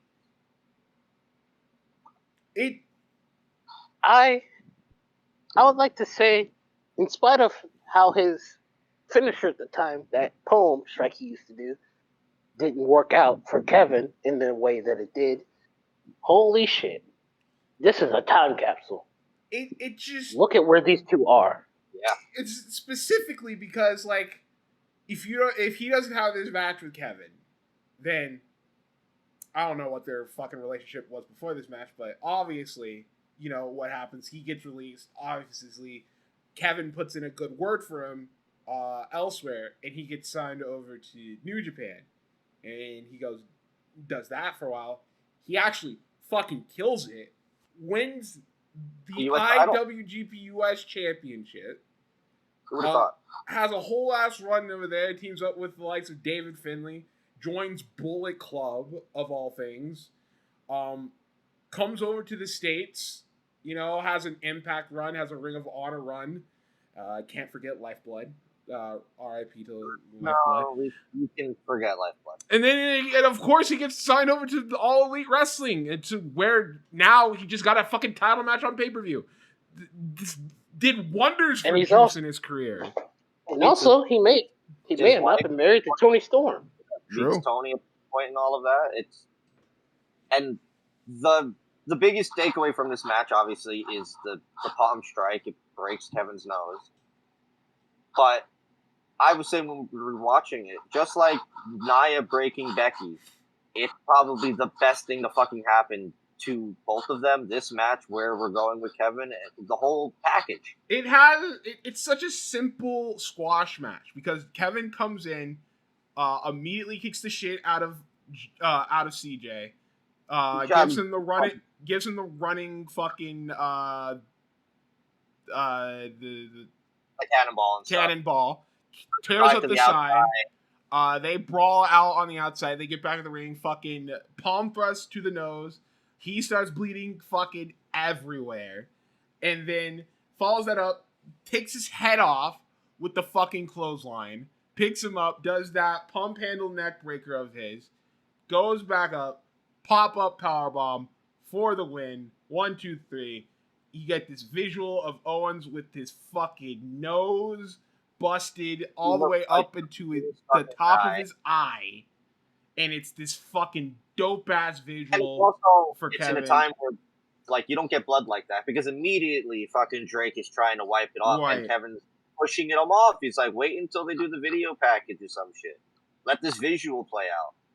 It's one of the most effective debut squash matches. It's up there with Taz and Kurt Angle for me at the Royal Rumble. Yeah, absolutely. It's just simple to the point, but it's like it created a moment in which it furthered both guys' careers in ways benefiting Juice, which was crazy. In ways that I don't think either one of them would really guess on going forward. That's a fucking great way to start the show. Josh.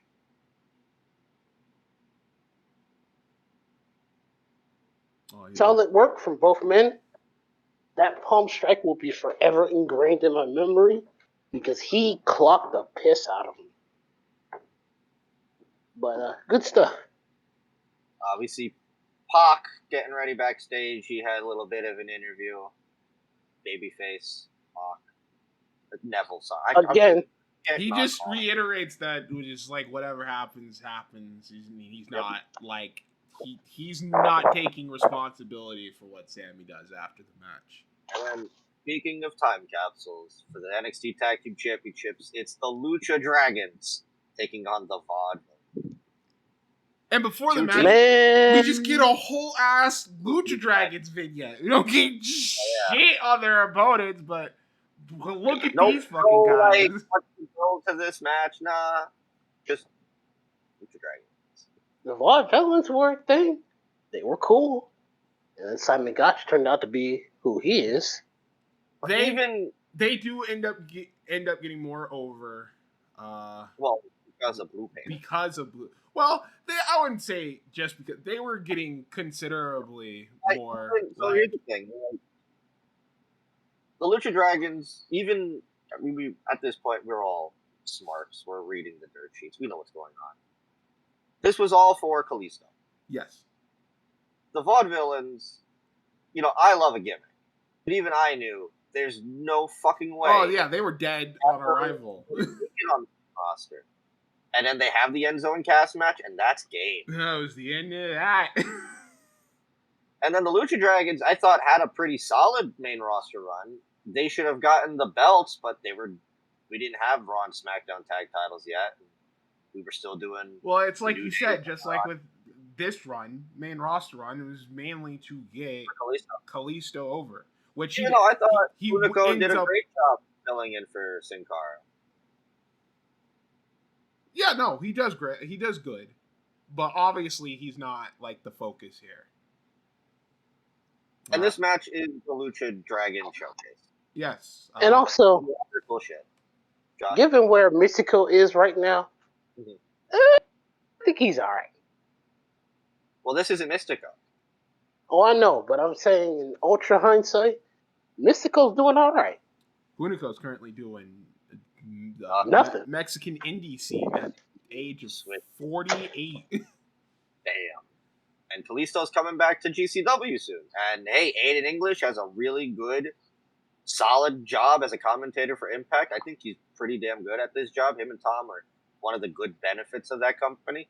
And then Scotch really hates Enzo, guys. Did you know? You can go watch it on YouTube. It's on YouTube. You probably get it recommended to you if you're on there long enough. Also, while the Vaudevillains are not that memorable, I do love that tag move they used to do. That neck break, that whirling dervish. Yes. And then that senton. They don't do it in this match, but it is a very good move. They do the Dukes Up. The fucking punch and stuff, and then Dukes Up, and they punch you in the fucking in the temple. It's very good. Certain moves they do I like, but they're not really all that memorable. They get the heat on Sin Cara for a bit, and then Kalisto gets tagged in. He does all his moves. He does like a springboard, spinning crossbody, and then the fucking Kalisto kick. Sin Cara does a crossbody from the top. They take out Aiden English to the outside, do a double dive on top of him. Simon brings Kalisto back into the ring, but immediately gets hit with the Salida del Sol, and Lucha Dragons retain their tag titles. Kalisto was the coolest dude at this time. Man, that fucking U.S. title run and that match with Ryback, I don't know what happened. Oh, and obviously, good lucha. That's what happened. I was about to say, you don't know what happened. That's what happened. Good lucha things happened. That promo killed him, just like Cesaro with these 4 ropes. Solid little match. Yeah, like you said, it's a fucking Lucha Dragon showcase. There's not much to say. Other than we get Sasha and Becky. I forgot that Becky was like her fucking lackey. Yeah, it was Becky and Sasha, and then Charlotte was with Bayley, I think. And, Time capsule is freaky. You know what Sasha doesn't have? Don't start. We've been avoiding it for like the past other NXT shows that we've done. Don't start now. My boy, Shawn Spears, baby. I couldn't believe it. Fucking here again, the greatest North American champion of all time. Full hair, Ty Dillinger. Coming off of his tag team with Jason Jordan. We know who the real single star is. Uh-huh. And he goes up against you're the bigger single star compared to a guy who got his neck injured and completely fell off. Congratulations. You gotta take your wins where you can get them. That is a former North American champion, the biggest champion, leader of the culling. The best thing Shawn Spears ever did was hit Cody Rhodes with a chair. That's the best thing he's done. I thought EC was the leader of the culling. Oh, Shawn Spears. All right. But he's taking on He got chased off by T-Pax with a chainsaw, which, to be fair, if I saw a white girl with a chainsaw, I'd be scared too. I wouldn't. He's taking on the Lone Wolf, Baron Corbin, the coolest fucking wrestler on the planet at this point, based off his entrance, because my goodness, what a fucking entrance that he has. There's like 4 fucking spotlights that he walks into, and then one big one, and then they turn the lights off, and then they turn back on. And he has his... and the theme song. And he has this decent theme song. Yeah. It's fucking awesome theme song.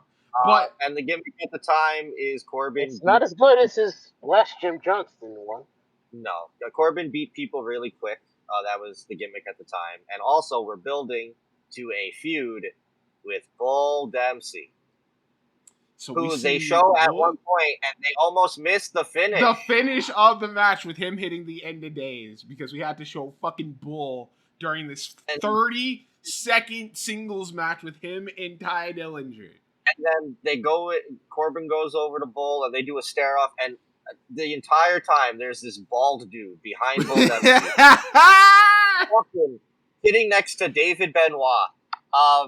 And this dude, not Dave, we don't know. It might. He's hacking it up, bro. He's fucking, like, I would say, he's smiling, he's clapping. I can't wait. Corbin's at the top of the rampway. He's looking back at Corbin. He's looking at Dempsey. He's like, yeah, let's go. Yeah. Get this dude in the crowd for every show. I was excited for Corbin and Dempsey. And we saw that match. And it's bad. It's very bad. But hell yeah to the bald guy. He was pumped. This was a nothing match. Had no real purpose other than Bull and Baron. That was about it. Yeah. Cut backstage. Sammy's got a little promo, but the more important thing is going on in the other picture-in-picture above while he's in the locker room. His buddy Enzo and Cass. Enzo's drinking fucking milk out the carton. He's like, he wants some of this fucking milk. Nah, bro. I'm good. What I think is probably, very smart is because it's not the focused picture. They want you to be listening to Sammy. They pan up, and there's Kevin sitting away from Sammy, looking at him in the distance. Sammy looks at Kevin, but there's no talk, no interaction. Kevin puts his head down. Sammy gets up, and he walks out. The foreshadowing is real. But this don't... now leads us to our featured tag team match of the night. It's the Ascension taking on Hideo Itami and Finn Balor. So the story of this match is that Hideo keeps getting his ass beaten by the Ascension. After being brought in by Hulk Hogan in Noah, signing him in Noah. Oh shit, Hideo Itami. Holy crap, Kenta is here. But who gives a shit? We have better Kenta now, and his name is Finn Balor. He wears face paint. So yeah, he keeps getting his ass beat. It's like, okay, Hideo's like, I'm tired of this 2-on-1. Next time, I'm bringing a friend. And he does bring a friend in the form of Finn Balor. You know, Kenta's best friend from all of their Noah matches. You know? Dude, they probably have a picture together of them in Japan. They were best friends. But it is 100% once it happens because the Ascension make their entrance. It's a good entrance. Kenta comes out, whatever. But fuck all that shit. The Demon has arrived, and immediately, good luck, Kenta. You are not important anymore. Well, he was never the focal point of this match. Once fucking Devitt pretty much said, I'm bringing something that you're never seen before. Like, you already knew what was coming. There you go. And this match, just like we said with the other one, it's heat on Kenta, so that the Demon can come in, do cool Demon shit, and get them. So yeah, they do a whole 4-minute heat seg with Kenta for this entire match. They don't really do much. Then fucking Finn comes in. He does all his shit, like tope, fucking to the outside, Pele kick. Kills Victor with a reverse Bloody Sunday. He does. That only gets a 2 count. Kenta does come back in, and he does tease a fireman's carry of some sort. Oh! But he wasn't able to hit the move because it gets stopped early. You will never be able to find out what he was going to do. But then fucking Finn stops him. Double drop kicks into the corner, up top, quadruple foot stomps from both Finn and Kenta, and they get the victory over the Ascension. The Demon has arrived in NXT. Good luck, Kenta, on main event. Look, it wasn't always this way.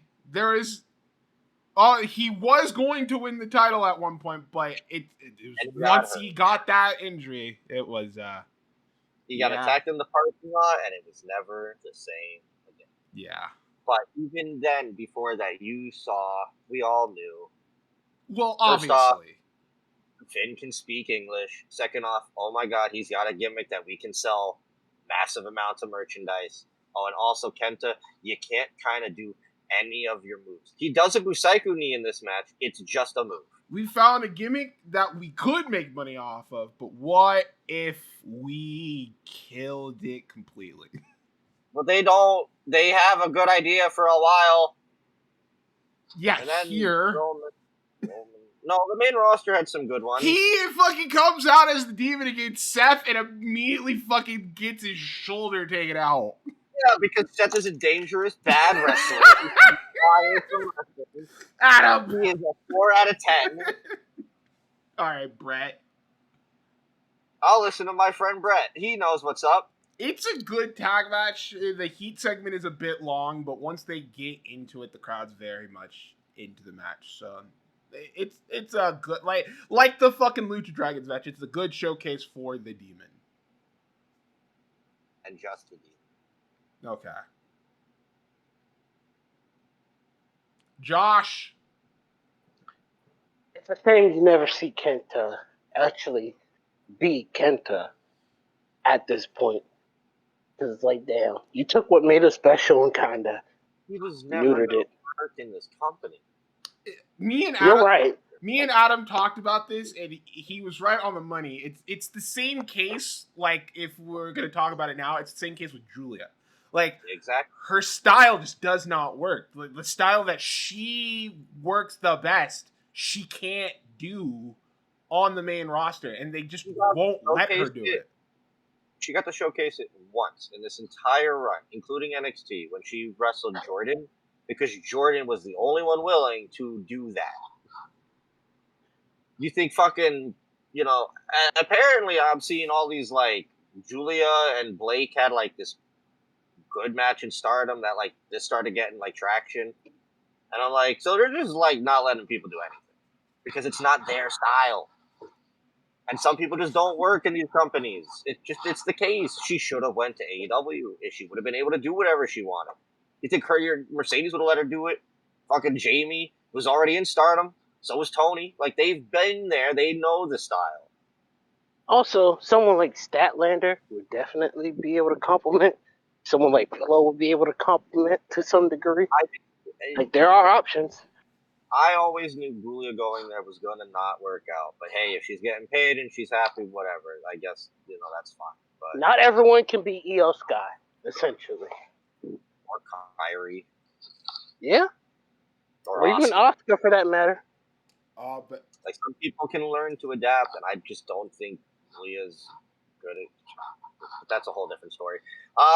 Renee is backstage with Leaki. Leaki! He's back! Nah, it's fucking Roman. Fucking spinning bulldog Roman Reigns. And Renee's like, oh, what are you doing here? It's like, oh, I'm here to watch the main event. I was like, bullshit! I'm here because I'm here. Fucking... No, the reason this was done is because NXT is cool. Roman Reigns is not cool. But if Roman Reigns is on NXT and he likes NXT, well, then maybe Roman Reigns is cool and people are gonna like him. No, because the NXT.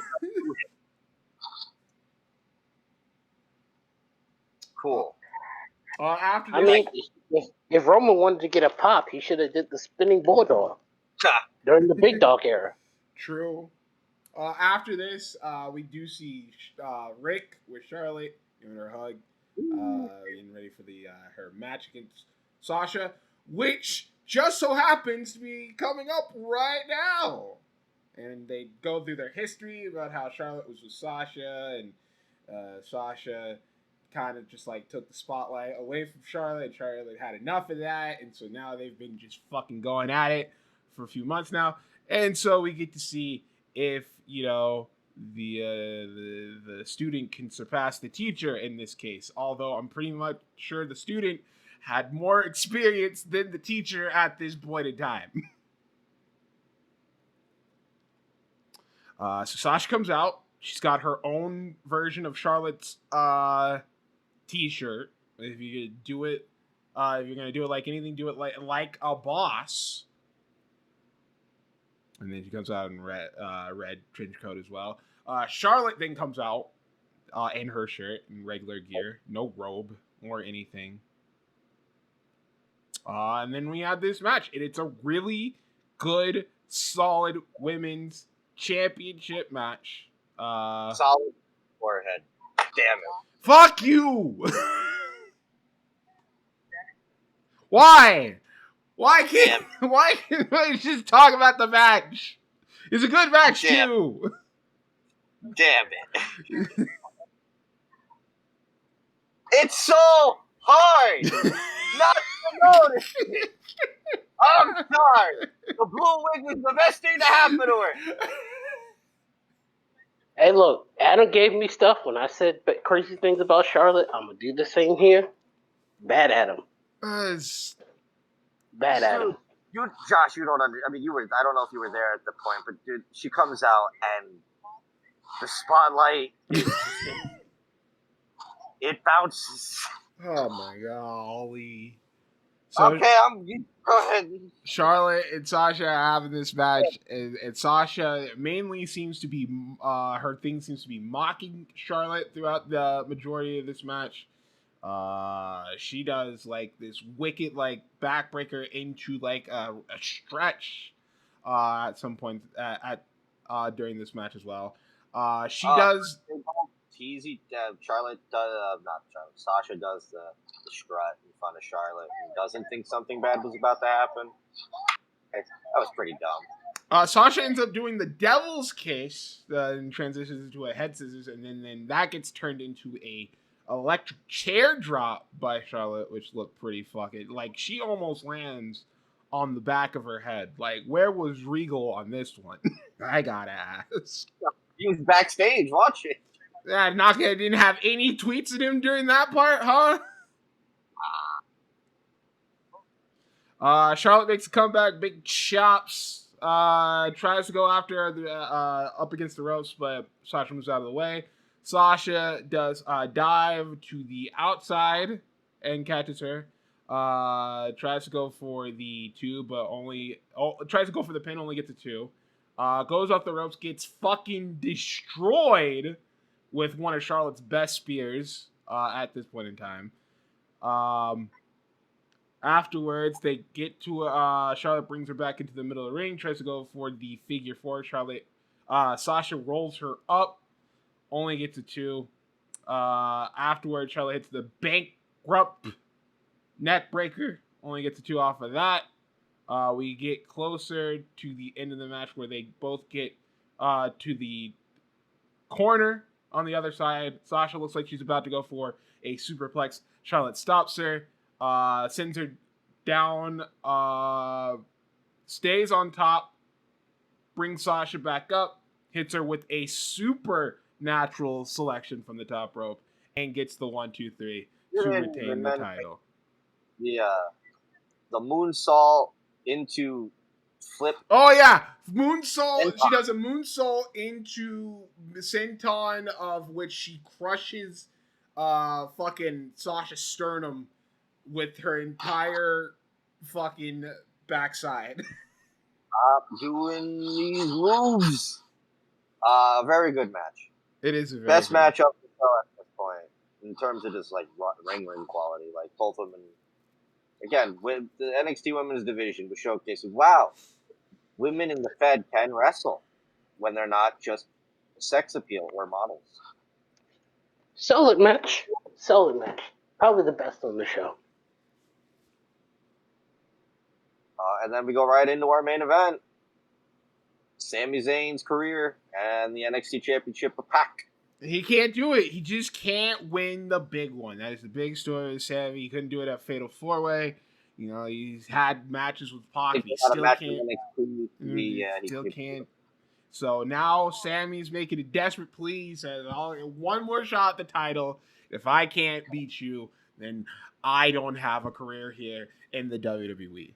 And Pac is basically like, Sami, I'm fine giving you another title, but I'm not prepared to end your career. So, like, whatever you do is, like, on you. And he's like, may the best man win. And then Sami's like, no, this is the part where I'm supposed to give respect. And that's what always fucking kills me in the end, is that it's not about respect. And he fucking slaps him in the face. You understand me? I'm going to fucking take that title away from you at TakeOver. Good shit. Very good shit. And then it leads to this match, and wow. By God, I love this match. I still love this match to this very day. What we were talking about is like the quality of NXT, because they bring in all the indie guys, changes obviously. Like matches like these, all of you get forgotten about. Yeah, matches like these get like fucking. Pac's NXT title reign is not Neville. Sorry, whatever. I don't give a shit. Isn't talked about enough. It's not, and I think it should. It's one of their best. He's fantastic. The match, like Bo Dallas, doesn't get talked about enough. You don't get to hear about like Sami and Claudio's amazing like 2 out of 3 falls match that, you know, for a period was like the best match the company had ever put on. Right. This match doesn't get the Fatal 4-Way with Tyson. Tyson's NXT run doesn't get talked about enough. Which we talked about on the early ages of the podcast. This is such a good fucking time that I feel like is getting forgotten about because where NXT changes. Pac does very good at playing the spoiler in this match. Like he doesn't play like heel. Like there's nothing heelish about Pac during this match, but he's still trying to win his title. He's still trying to keep his title, despite the crowd obviously wanting Sami to walk out with the victory. But that doesn't deter Pac throughout the match. Sami, though, fucking plays the babyface role so fucking good. So much. His selling is top notch. His moves. There is a fucking spot in this match where fucking Pac does a cartwheel. I assumed he was going to do into like a fucking Rana, but fucking Sami catches him into an electric chair and transitions into a fucking Blue Thunder Bomb. Oh my fucking goodness. That was such a good spot. Why hasn't he done that with somebody again? With who? There's definitely people you could do it with. I think like the only Axiom, probably Frazier, Nathan, but Frazier, you could probably do it with how, Ilya. where are you gonna get that match? SmackDown, if he was still US champion doing open challenges. You know, him and Jey Uso could totally break that out. Did you say Jey? He brings out a coach. Yeah, you know. Yeah, you think big. He hits a Koji clutch, which I don't think Sami does the Koji clutch for much longer. I don't see who. At least when he goes to the roster, I don't remember him doing it. I don't remember him doing much more. Fucking Pac hits like a picture perfect Liger bomb in this match as well. They start doing. He may have done it during the heel part. Yeah. Was that it? Was that COVID though? I don't remember it. He tries to go. Johnny Knoxville. He tries to go for a haluva kick, misses. Pac then sets him up for the red arrow, but Sami fucking gets his knees up, puts him in the Koji clutch, like Adam said. Looked like he's about to tap, but gets his foot on the ropes. Sami's like, all right, what do I got to do now? But before he can do anything, Neville rolls him up.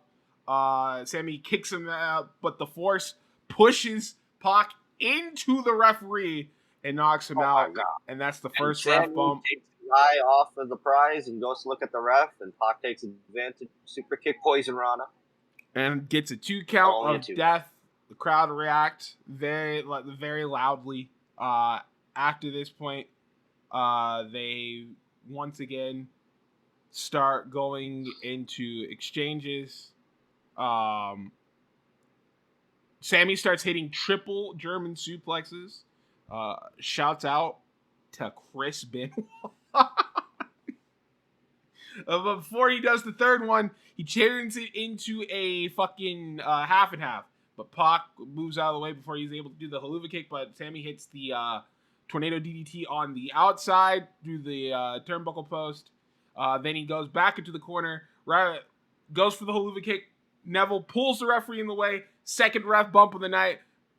Crowd starts to chant, "Ref, you fucking suck," which I agree. Yeah, fuck you, ref. At this point, Neville, at the first time in this match, starts to get desperate, gets the belt, but before he can do anything with it, Sami kicks him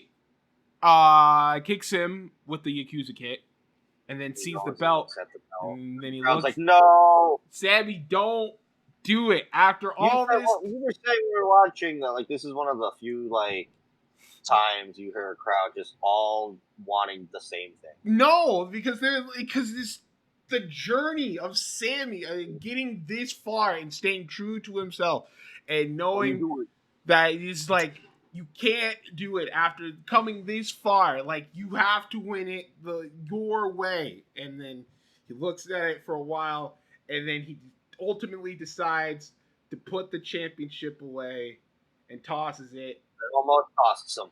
And it almost does cost him because he puts it to the outside. Neville tries to roll him up, only gets a 2 count. Neville goes after him, gets hit with an exploder. Sami, with the look of determination, drives that fucking haluva kick straight into his fucking dome piece. 1, 2, 3. Sami Zayn is NXT champion, and it's and they can recapture this on the main roster someday, maybe, hopefully. It's fucking. There's a world heavyweight title now, Zion. There's chances. Yeah, and where is he? Where is he right now, Adam? SmackDown. Yeah, that's what I thought. Losing to the MFTs. But dude, how do you? He's like, I know that. You and I both know that. You and I and Josh know how fucking good this dude the is. best babyface since Ray Ray or Ricky Steamboat. Like, he connects in such a different way. Taking the mask off was the best thing to happen to him. He gets it. He gets it more than most wrestlers ever will.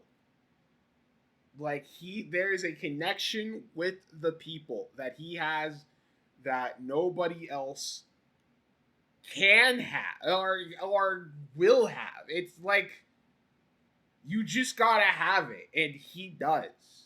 Like, it's not something that can be taught in a wrestling school. It's just something that you just have to go with.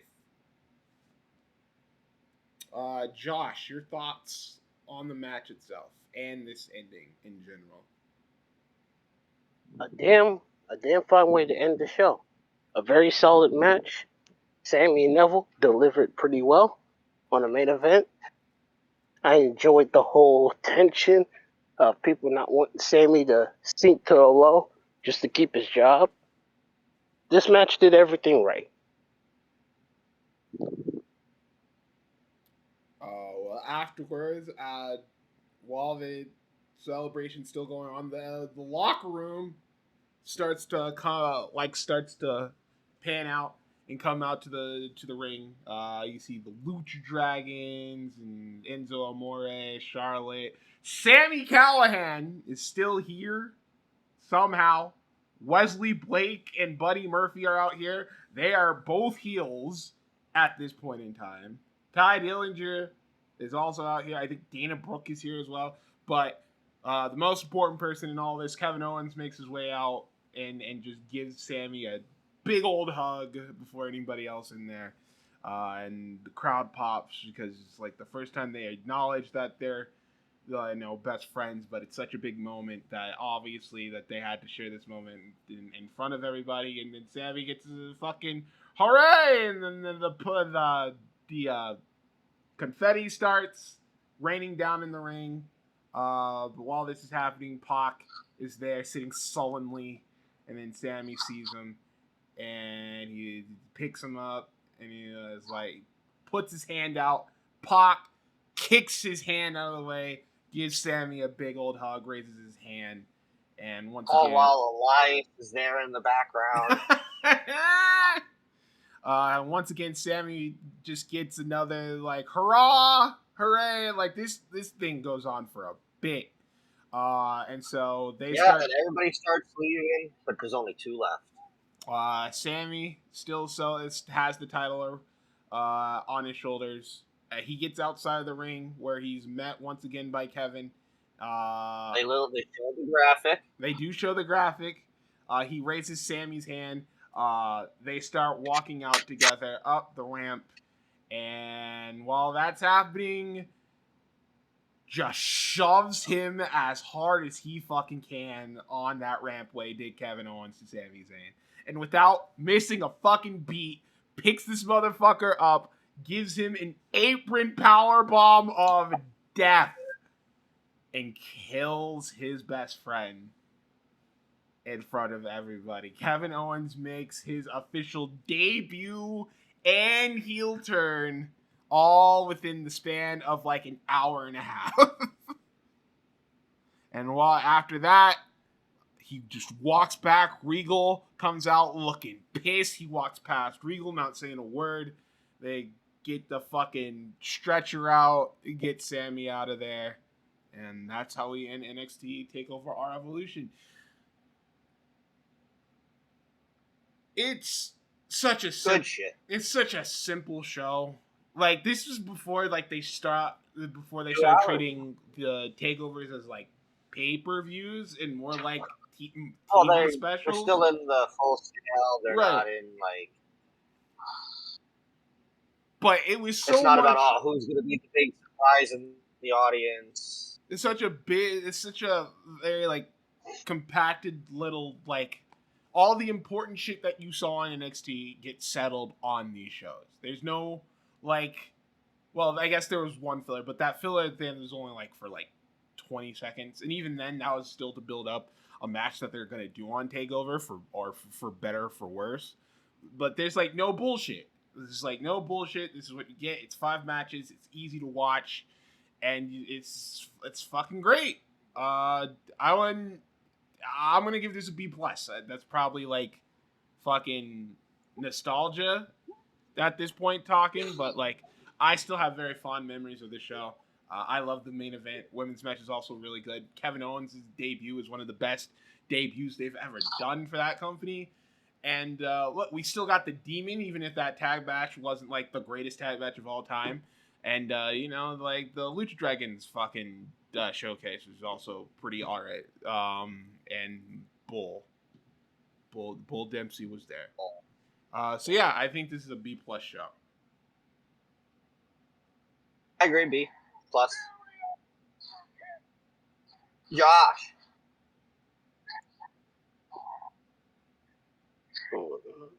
This is a B. An easy B. Nothing frustrating. A solid show. It knows what it's doing. It's before I have the issues with NXT that I have in like 2018, 2019. It's good.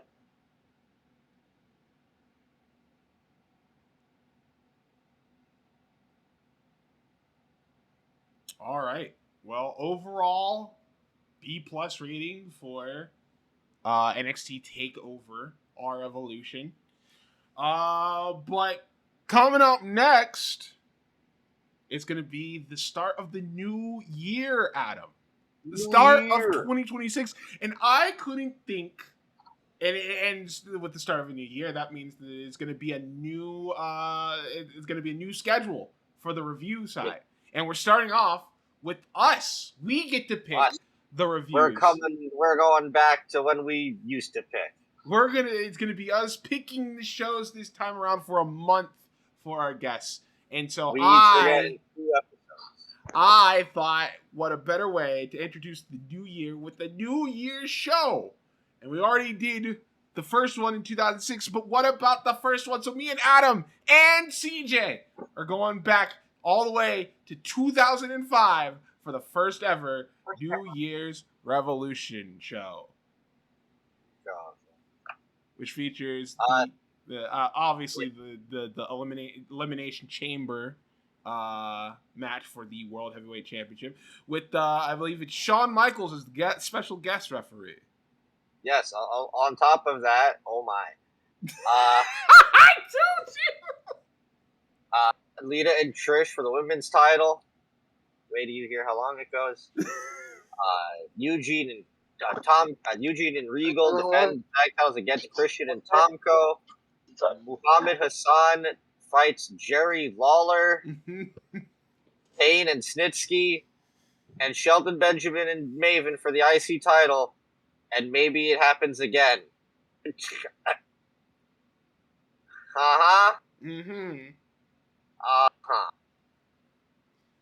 Well, This is all right. We're bringing in the new year hot, ladies and gentlemen, for the first ever New Year's Revolution.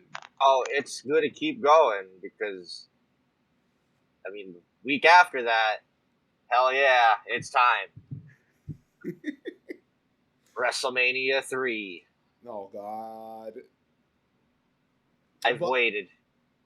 But that's next show. Josh, it's our main event. What the fuck do you have planned? Alrighty. Well, let's see if this works. I'm going to share my screen for once. Oh.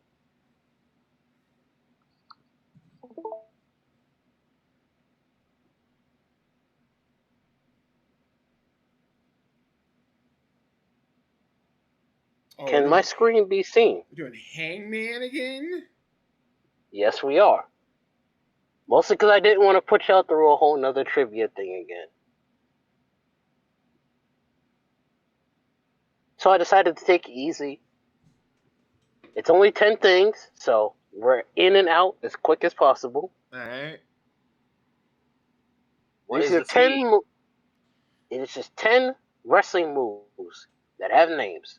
All right. So is this once again me and Adam working together like the last time we did, or Yep. Okay? Is there a You are working connection?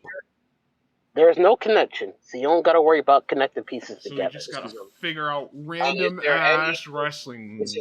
Is there any theme to these moves? No, there is not. Just random moves. Random moves. Random named wrestling moves from random wrestlers. All right. Well, who starts? Well, that depends on which one of you can guess a number between 1 and 5. 3. 1. Adam was the closest because I have 5. All right. If 3 ain't enough, look. I need 5. An A. Okay. There's 1A. Let's go with an E. All right, 2 E's. A I. Let's just get rid of these. Fucking.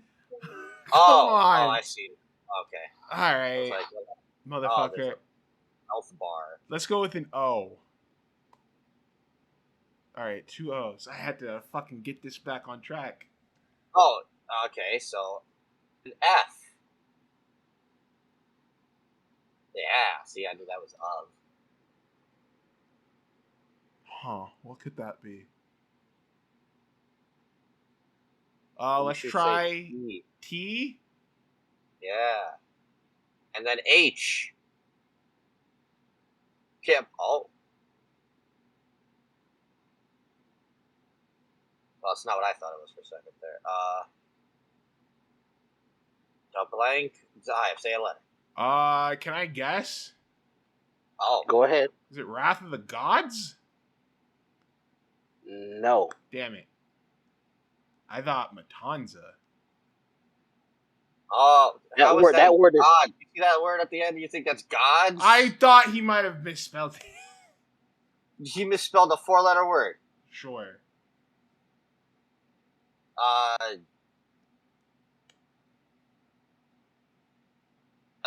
Let's try W. Okay, so it is Wrath. Let's try R. Wrath of the what? That is the question here. Wrath of the... Give me an M. M, you said? Yes, M. No! Eek. Let's go D. Wrath of the fuck. Wrath of the toddler. Wrath of the diddler. Wrath. Pick a letter. Of the. Give me an S. Ugh. Let me guess. What? Wrath of the Goddess? That would be correct. What the fuck is that? Who has that move? Is that Megan Bain? Do you care to guess the wrestler? Oh, Did we get a for that? Megan. Megan Bain. I want to guess Megan Bain. Adam is incorrect, by the way. Fuck. That was my guess. Wrath of the Goddess. Is it Athena? Yes, it is. Okay. Because that was. What move is that? It is. It is a chokeslam backbreaker. Oh, okay. So that is 6 points for Zahaya. Yeah. 6. Yeah. Fuck you. Fuck you. How did you get 6? You remember how I did this last time? Yeah, because if you get if I get the wrestler, I get double the points. Let's go with A.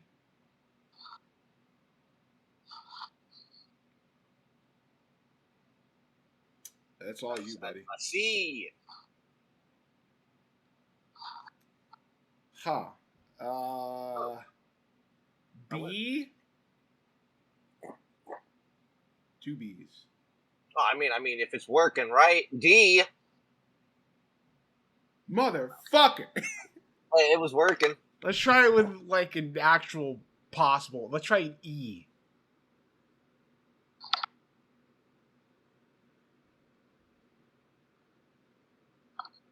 I'm gonna go with an O. It's definitely Bomb.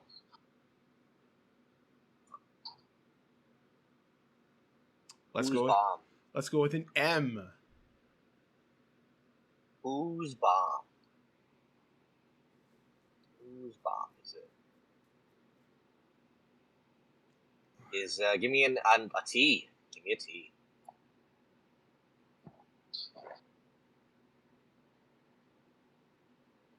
What is that word?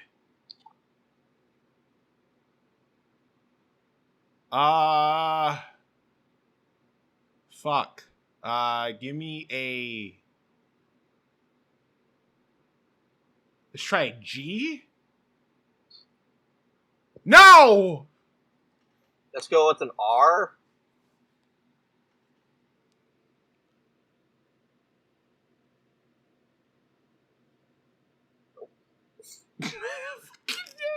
W.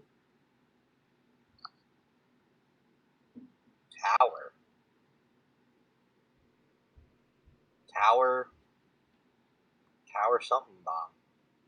Got Tower L. Give me an L. Motherfucker.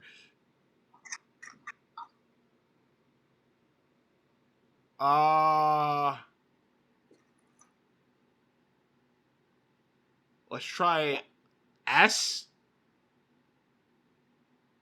No! Oh, that's not good. Give me an N. Bitch!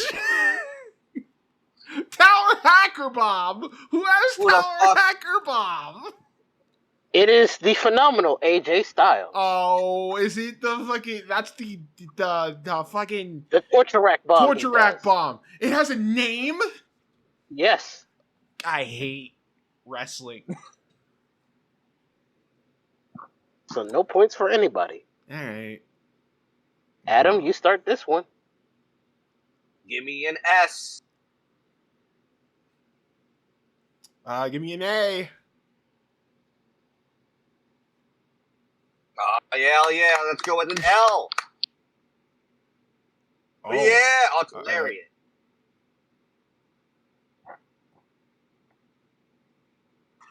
All right, then give me an R. It's definitely hilarious. So an I. T. Who's lariat is it? Give me an E. What the fuck? Turn off your notifications.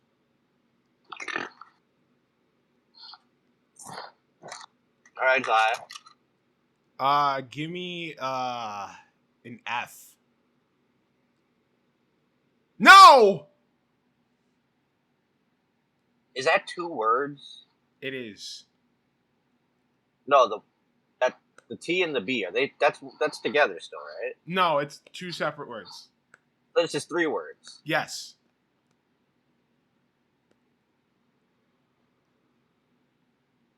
E. Give me an E.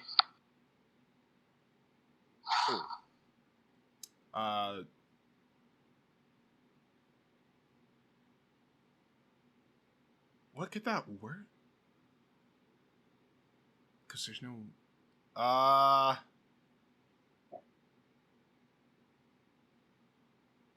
Give me an N? What the Ding fuck? dong. Adam? Oh, wait, no, that's not... No, never mind. You still got to guess the letter anyway. Well, a W. Yeah, it's West, but that can't be Berlin.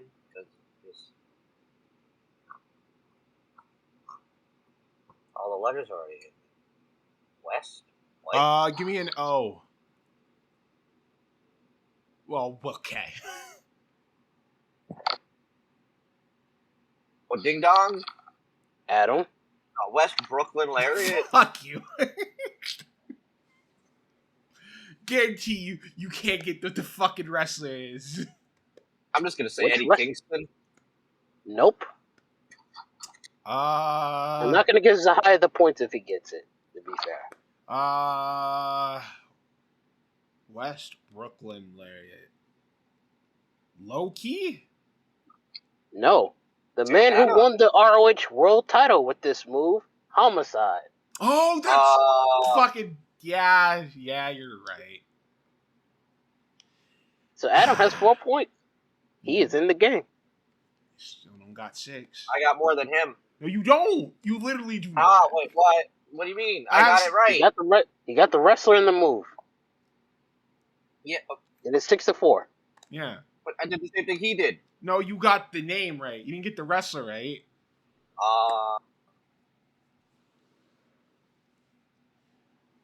Give me an S. Start this one. Oh, never mind. Give me an S. No, that's my letter. Too bad. Give me an I. Oh. Give me an N. Okay, that's not what I thought it was. E. Huh. Give me an A.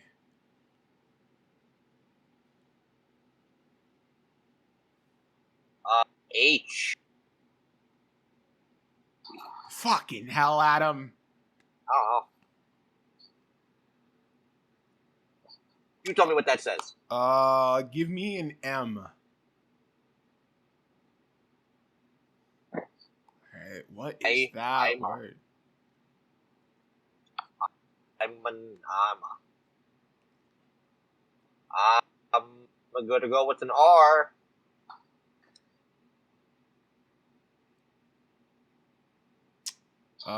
Give me a G.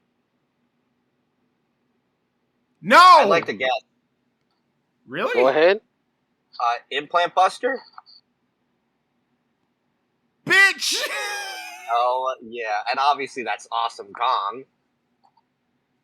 And Adam is in the lead. Fuck! Hell yeah. Christ. All right, Sai, it's back to you. Let's go with an A. It is 10-6, by the way. I'm aware. Get on my level. That's a lot of A's. That's 3. That's a lot of A's. Mm-hmm. That's AAA, owned by the WWE. Best Company of the Year. Give the Best Booker award to Undertaker. T.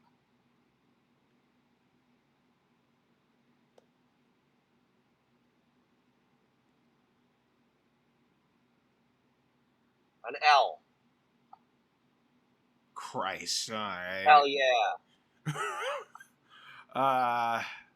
Let's go H. Fuck. Hell yeah. That's what we're looking for. Give me an N.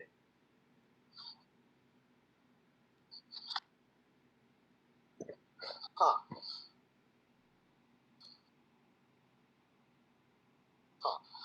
It's your turn. I know. Just pick a letter. Shut the fuck up. S.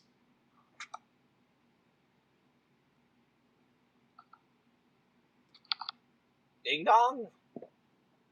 Adam. Andromeda Strain. How the fuck did you... What's the Andromeda Strain? It's a sci-fi novel. Do you know who does that move? No idea. But I knew what that was.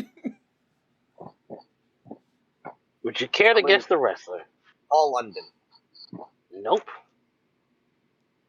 He seems like a nerd. That seems like a Brian Kendrick move if I've ever heard of one. Nope. You were looking for Chris Statlander.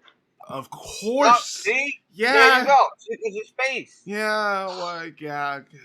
Keep your 13 points. I don't care. Woo! Zahaya again. I. Christ. E. No! God. Hey! That's what we're looking for. Hey! Oh my goodness. A T. No! Oh yeah, that's what we're looking for. S. Holy shit. Give me an R. Yeah! I'm trying to win. Fuck. It's called sabotage. Shit. Oh. Okay. All right, double O. Let's go with the B. Oh! Ding dong. Wait. Sahaya, No, never mind. It's not. still guess a letter. G. What? Bloody Sunday! I knew it right away. You fucking guessed G. Sahaya, were you gonna guess Bloody Sunday? No, I was gonna guess Boogie Song. Oh my Oh, god! yeah. But there were too many letters that I saw. I was like, nah, that can't be it. Wow. So what do you got right now, Josh? It's still 13 It to is still 6. 13 to 6. Oh, but what is it? Which one is this? Is this 5, 6? Where are we at? It's like 10. So I'm not sure which one we're at. We'll find out. All right. When this ends, we'll be done. Well, give me an A. Give me an I. Give me an F. Give you a what? An S. No. Give me an O. No! Yeah, this is what we want. Give me an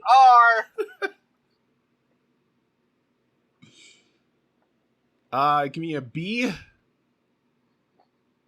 I'm gonna B. fucking lose my mind. M.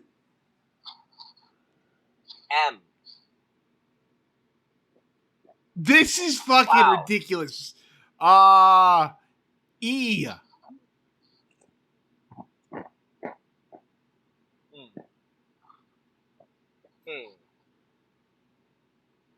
Give me an L.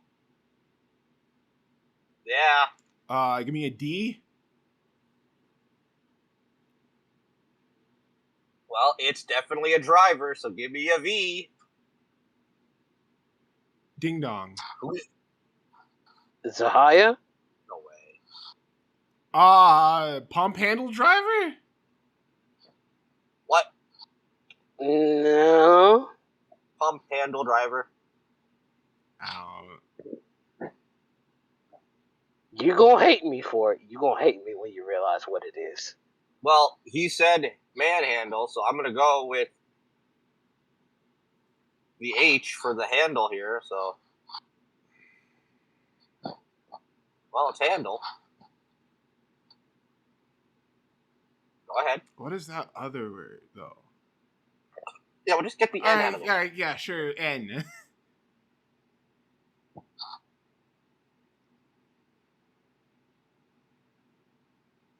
That is, of course,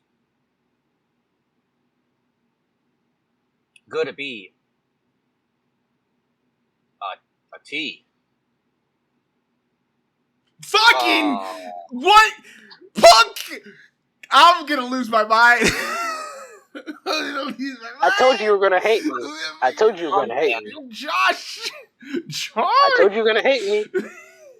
Punk handle? Punk Yes. handle! What is this? IWA CM Punk shit we're talking It about? Yes. probably is. Yes. Go Wait, to the next one. Alright, see, a lot easier here. A. Yeah, give me an E. Let's keep it simple. I. H. Christ. Yeah. B. That's what we're No! looking for. M.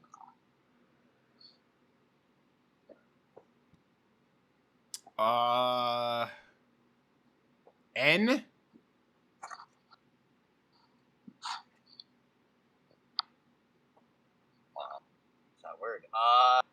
R. What was that letter? R. Let's go with an R. Oh. Yeah.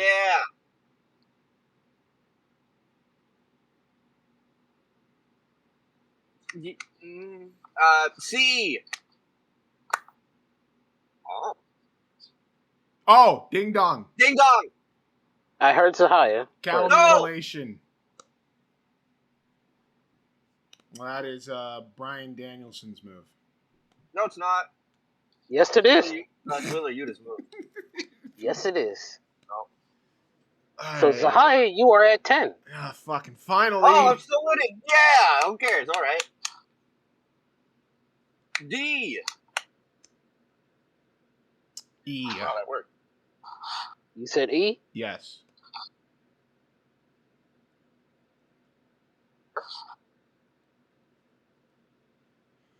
Give me an R. That's all right. So that's driver again. Then give me an I. And a V. And that's where that ends. Somebody's driver. Give me an M. No! Driving Miss Daisy. Let's go. Give me a T. Oh yeah.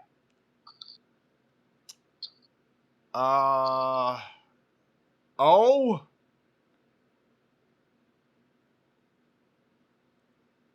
What? S. What was that? An S. Stop. Alright, you can give me a P. Ding dong. Oh. Adam? Head stop driver.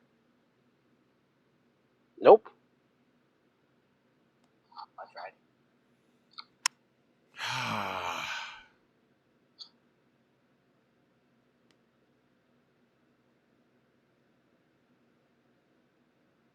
What could this be? A ding dong. You can't ding dong again. Zahaya, I'm going to let you. Go ahead. Give me an L. Shit. I was about to say lean stop. Give me an A. Wow. Well, this is great. Fucking Christ. Give me an F. What was he? Next stop. Fuck. I hate indie wrestlers, And bro. who is this? Let me give You you forgot? I did forget the guy who did this. I know it's a move for sure. Next one. Move on. How do we know when it ends? Does it end or does it get to restart? I think I don't know what. I think I this know one it's- stops. I'm pretty sure the one that Josh had, the website Josh needs stops because. All right. So I mean, we got to be getting close here. K. Give me a K. That's a good one. That fucking, you're a piece of shit. Yeah. Give me an A, like a normal person. Fuck. Oh yeah, like a normal person, huh? Right. Yeah. No A's, by the way. Give me an L. Look at all those L's Goodness. that you're taking tonight after I win. Woo! Look at that, and I tied it in. E. There's one Ooh. E. Look at you, suck. All right, so what the hell is that? Well, give me a W. It's hell. It's obviously H. You're right. It is hell. Something hell. Super hell. T. Give me T. Give me an S. We're done here. Christ. Rolling Olympic. Rolling Olympic hell. I'm sure. I'm Chad Gable. I'm pretty sure that's Tom on Honda. I bet. And that's it. And that's it. I win. He does win. Woo! Yes, he does. Somebody. So that is 13 to 10. Sci-fi novels. That was the one thing that's kept you in this fucking game, yes. If I didn't get Adam that, wins. would have been looking at a different. All right. Hell yeah. Sabotaging almost backfired on Adam. He fucking did it almost every round after he started winning. There was no rule that I couldn't. Fuck you. I hate you. This is why I don't. Fair, This is why. Had Zahaya gotten any point of that rolling hell, you would have lost. Fucking. Oh man, that's why I don't let you guys do teamwork, because shit like this, do it individually. I think it was great, and I won. To be fair, I was accounting for CJ being here, so then that way you can't really sabotage, because now you got to worry about a third person. Well, instead, I didn't have to worry about anybody but myself, and myself. All right. Well, Adam wins special Hangman this time around. Dude, this is my second Hangman win, by the way. I bet. I'm the king of Hangman. I'm officially declaring that. I am the Hangman King. You can't beat me. And I challenge anybody to try and beat me. You will lose. Well, it'll be a bit before we return to Hangman, because it'll be me next time around. But Adam is the current Hangman champion. That is true. That is me. But Josh, I believe that's the last segment of the show. So I believe and the last segment of this year. So we conclude 2025 with this last edition of the Four Post Massacre Podcast for the year 2025.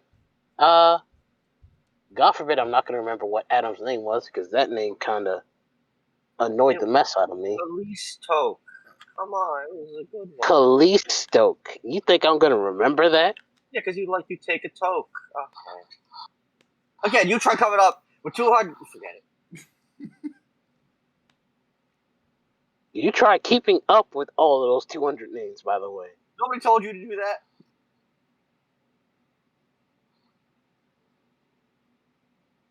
Take us out. Well, don't you got a theme here? Oh, yeah, I'm going first? Oh, okay.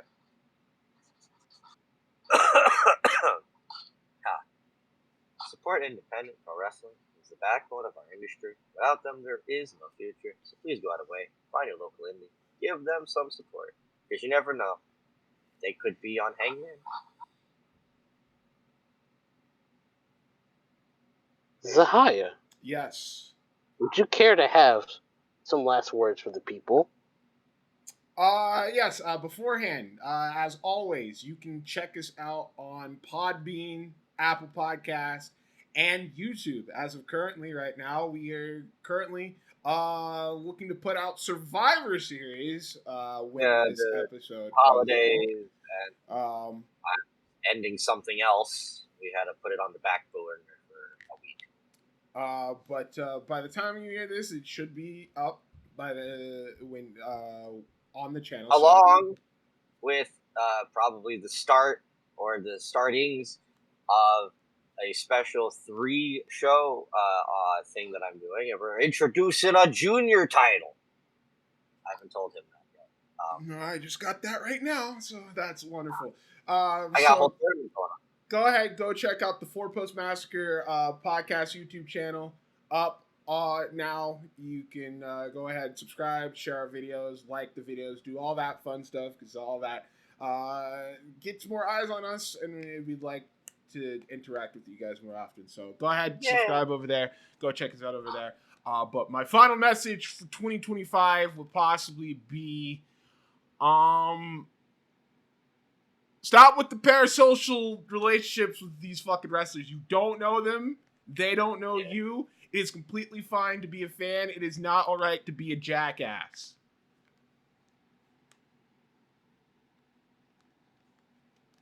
That's it. That's my message. I'm gonna be the funny one. 2026. We need to put some respect on the fridge that is Manabu Nakanishi. Okay, I'm just gonna step in. Okay. For these two at the Four Post Massacre Podcast, your original host of this podcast, this is producer Josh taking over for the week. I would just like to say, enjoy your wrestling, enjoy it for what it is, because you never know when you're going to be in a down period where you might need it.